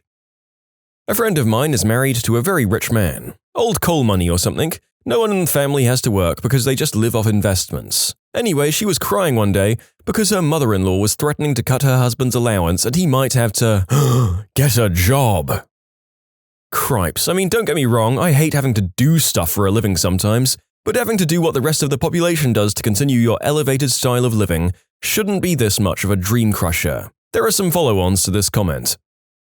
I want to know what these people do all day. I can understand not bothering with a 9-to-5 if you're filthy rich, but there are only so many Lamborghinis to crash and so many expensive substances to absorb in one's lifetime. Charity and socializing, I suppose. I know a guy who had a few homes his family owned and he had no wife or kids or siblings. Actually, some of his siblings had died tragically. He's not filthy rich, just comfortable, and has at best to do some repairs and find good tenants. So he doesn't really work. The tragedies killed his drive. He spent all of his time reading and collecting books, and he bought so many off of Amazon that they just keep sending him books for free to review. You know, aside from the tragedies, that sounds peaceful. He has what he wants and probably doesn't need to worry about it. Can't imagine what he'd trade for his siblings back, though. I was on my high school's newspaper staff, and we always did a section on cars in the parking lot, where we highlighted one crappy car and one super nice car, and then interviewed both owners. Everyone loved it, and don't worry, the crappy car owners were always super excited to be a part of it, and they always had the best stories. So we pick Snobette Snootyson because she's got a nice brand new Range Rover or something, and after I'm the last to call not it, I'm forced to interview her. What's your favorite feature of the car? Well, one time I forgot to put it in park and it started rolling away, but it didn't roll that fast, so probably that. Or my G-Easy bumper sticker. Have you got any funny stories about your car? Yeah, when my parents first got it for me, I was making faces at my friend and turned left when it wasn't an arrow and I totaled it, so they got me the same one again. I managed to sneak into the article. Snootyson has managed to keep her car undamaged since October. It was January when I wrote the article. When I turned 16, all I wanted for my birthday was to see the Blue Man Group perform. I saved my own money to pay for the ticket. I gave my mum the money, and I was really excited because my mum said she had the tickets and everything. My mum, my sister, and I all got in the car to go see the show. We arrived at the wrong place, and I immediately thought something was wrong. When I asked my mum why we were there, she said that my sister wanted to see O by Cirque du Soleil, so she just brought the tickets for that instead. I was so blown away that even though it was my birthday and my money, my sister had the final say over what we ended up doing. I refused to see the show and opted to walk through the casino the entire time instead. You can submit your own stories to be featured here on the channel. The story submission link is in the description below. And if you want to listen to some vibey music in the background, check out easymode, also linked below, and subscribe. I'll throw out the disclaimer that the guy wasn't a jerk, he was actually okay, but the stunning privilege was both jaw-dropping and hilarious. A Hispanic guy in college came from a pretty wealthy family. He had never had a job before, which isn't really that crazy for his age and being a student, though I'd been working all throughout college. One day he decided to get a job because he was bored and wanted to see what it was like. I forgot where he got a job at, but it was a pretty laid-back part-time job pushing paper in an office setting. A few weeks after starting, we were hanging out and he's talking about work. He reached into his pocket and says, "Today they gave me this. What am I supposed to do with it?" It was his paycheck. I stared at him for a second and said, "My man, that's your check." "What do you mean, what do I do with it? You deposit it in your bank." He says, "I don't know what to do with that. My dad just puts money in there. I don't look at it, I just take money out from ATMs or use my card." Not wanting to walk the poor idiot through such an easy process, I just tell him to take it to a grocery store and cash it. What he said next made me nearly fall off the couch in disbelief. He said, "What do you mean cash it? Like they'll just give me money for this?" Must be real nice to have that amount of wealth. My employer's two sons have everything paid for, so they never have to worry about cost. They both have everything they want and need. One of them likes expensive shiny things, and he's always thrown fits until he got what he wanted, from what his dad told me. For Christmas, he wanted a $1,200 55-inch Samsung curved TV, even after his dad stated that his budget was $1,000 each. Also, wow, he threw fits and got mad at his dad, and his dad, being the wimp that he is, apologized and ended up buying it for him anyway. The son is 21 years old. When my brother broke off one of the rearview mirrors on my father's nicest car 2 days before getting his license, driving illegally because he couldn't be bothered with the 5-minute walk to the store on a mild sunny day to get a can of soda. And then he just put the car in the garage like nothing happened, and my parents brought him a brand new motorcycle so that he wouldn't be tempted to borrow the car anymore. I may have been worse, but this was in my family, so… When I was 15, I was dating this girl that I met at a coffee shop downtown. Her parents were loaded, like home movie theater wine cellar live-in maid loaded. The girl got a brand new Lexus for her 16th birthday. It took her 4 times to pass her driving test. A week later, she totaled the car, so they bought her another one. Her parents also flew her from California to London to go school clothes shopping. Went to school with a girl who got a 2012 BMW and literally cried and cussed out her parents because she didn't get a 2015. I knew one girl who got a hot pink Hummer for her quinceañera. Since she still had a year before she could drive, she decided to keep the Hummer for no apparent reason and got a Mercedes Roadster once she turned 16. Knew another girl who got a Mercedes G-Wagon for her 16th. She crashed it a week later on purpose because her stepdad bought it as an attempt to buy her love, and she caught him cheating on her mom. Don't know if that's exactly worth it. Recurring theme for the video is rich awful kids spurning more money than some grown hardworking adults have in their accounts just because they have no appreciation for money. So gross. In college, I knew a girl whose daddy was some big-shot banker or something, made enough that the wife didn't have to work and 3 kids could go to expensive schools with little financial aid. This girl didn't have to work during college and had all of her supplies and lodging paid for by daddy, and got to fly home every time there was a 3-day weekend, all on her father's dime. I once had to borrow $10 from her to pay for some food when we went out to eat. I promised I'd pay her back once I got my check next week. At the time, I worked for a cafe, and she seemed cool with it. Turns out she was not cool with it and promptly bashed me on her blog and to all her other friends, calling me a bad person and a thief. Because I borrowed $10, which I'd paid her back, by the way. I brought up the blog posts and she was very embarrassed. Last I heard of her, she's living in daddy-paid Manhattan apartment, working part-time as a receptionist at a yoga studio. She started a new blog about the struggle. Another instance, this was back in high school so the details are a little fuzzy, but there were 2 girls. One, the daughter of oil money, and the other, the daughter of a garbage truck corporation. They always tried to outdo each other. The oil money girl got a brand new Audi convertible when she got her license. Oh god, I knew the worst one. Big shot oil daddy, and she was the most insufferable human I've ever witnessed. Tried to brand herself as this super environmentalist hippie, but used all of her dad's oil money for weekly trips across the country, in private jets, with insane wardrobe and fancy dinners. I've never seen someone use money so frivolously while constantly social media preaching about all the earth has given her or whatever. Seriously, her Instagram posts are hilarious. An undressed picture of herself with her chest blurred out. As I'm soaked in the bright and glorious sun, I'm moved with gratitude. I give thanks for every part of my body for warrioring me through life and for simply being. Thank you, water. You are life. May we protect you as you do for us. For the past week, I've been deep in shadow. What a darker tone this is compared to the rose-gold clouds I normally drift in. I've leaned into the unknowns, and I've chosen to embrace it all. Pains, grace, peace. I am blissful. They just go on and on like that. Last I heard, she somehow convinced the school to let her do a special graduation program in Hawaii, and now her dad pays for her to live a gypset lifestyle, which if I understand correctly is just flying all over the world on insane dime, doing whatever you want? I was on a school bus as a senior. As we stopped at a house, there was a dead dog by the road. The little girl getting off said to her friend who pointed it out, "Oh yeah, we got him this weekend. My dad will just get me another one, so it doesn't matter." I'm from a rich area in Dallas, Texas, so I've seen some crap. I went back for a visit and my childhood best friend was complaining that her parents were only letting her go to New Zealand instead of Amsterdam. Again, her dad is a multimillionaire and both of her teenage brothers drive Teslas. My male best friend was complaining to me that he didn't get to go to prom in a Hummer limo, only a regular stretch limo. He looked like he was going to pass out when I told him that I missed prom in high school to work a night shift. I'm glad I don't know either of those guys anymore. New Zealand is awesome, so frick her, we don't need her here.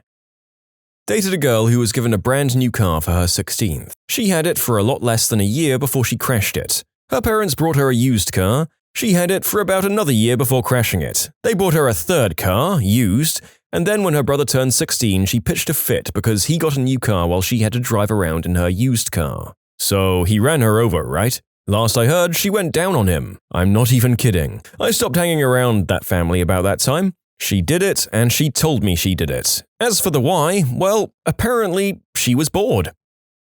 I don't know her personally, but I'm still friends with a guy who dated one of her friends. I heard this from him. We all went to a private, expensive school in the US. The spoiled, rotten girl got a degree in journalism and promptly moved to London to find a job.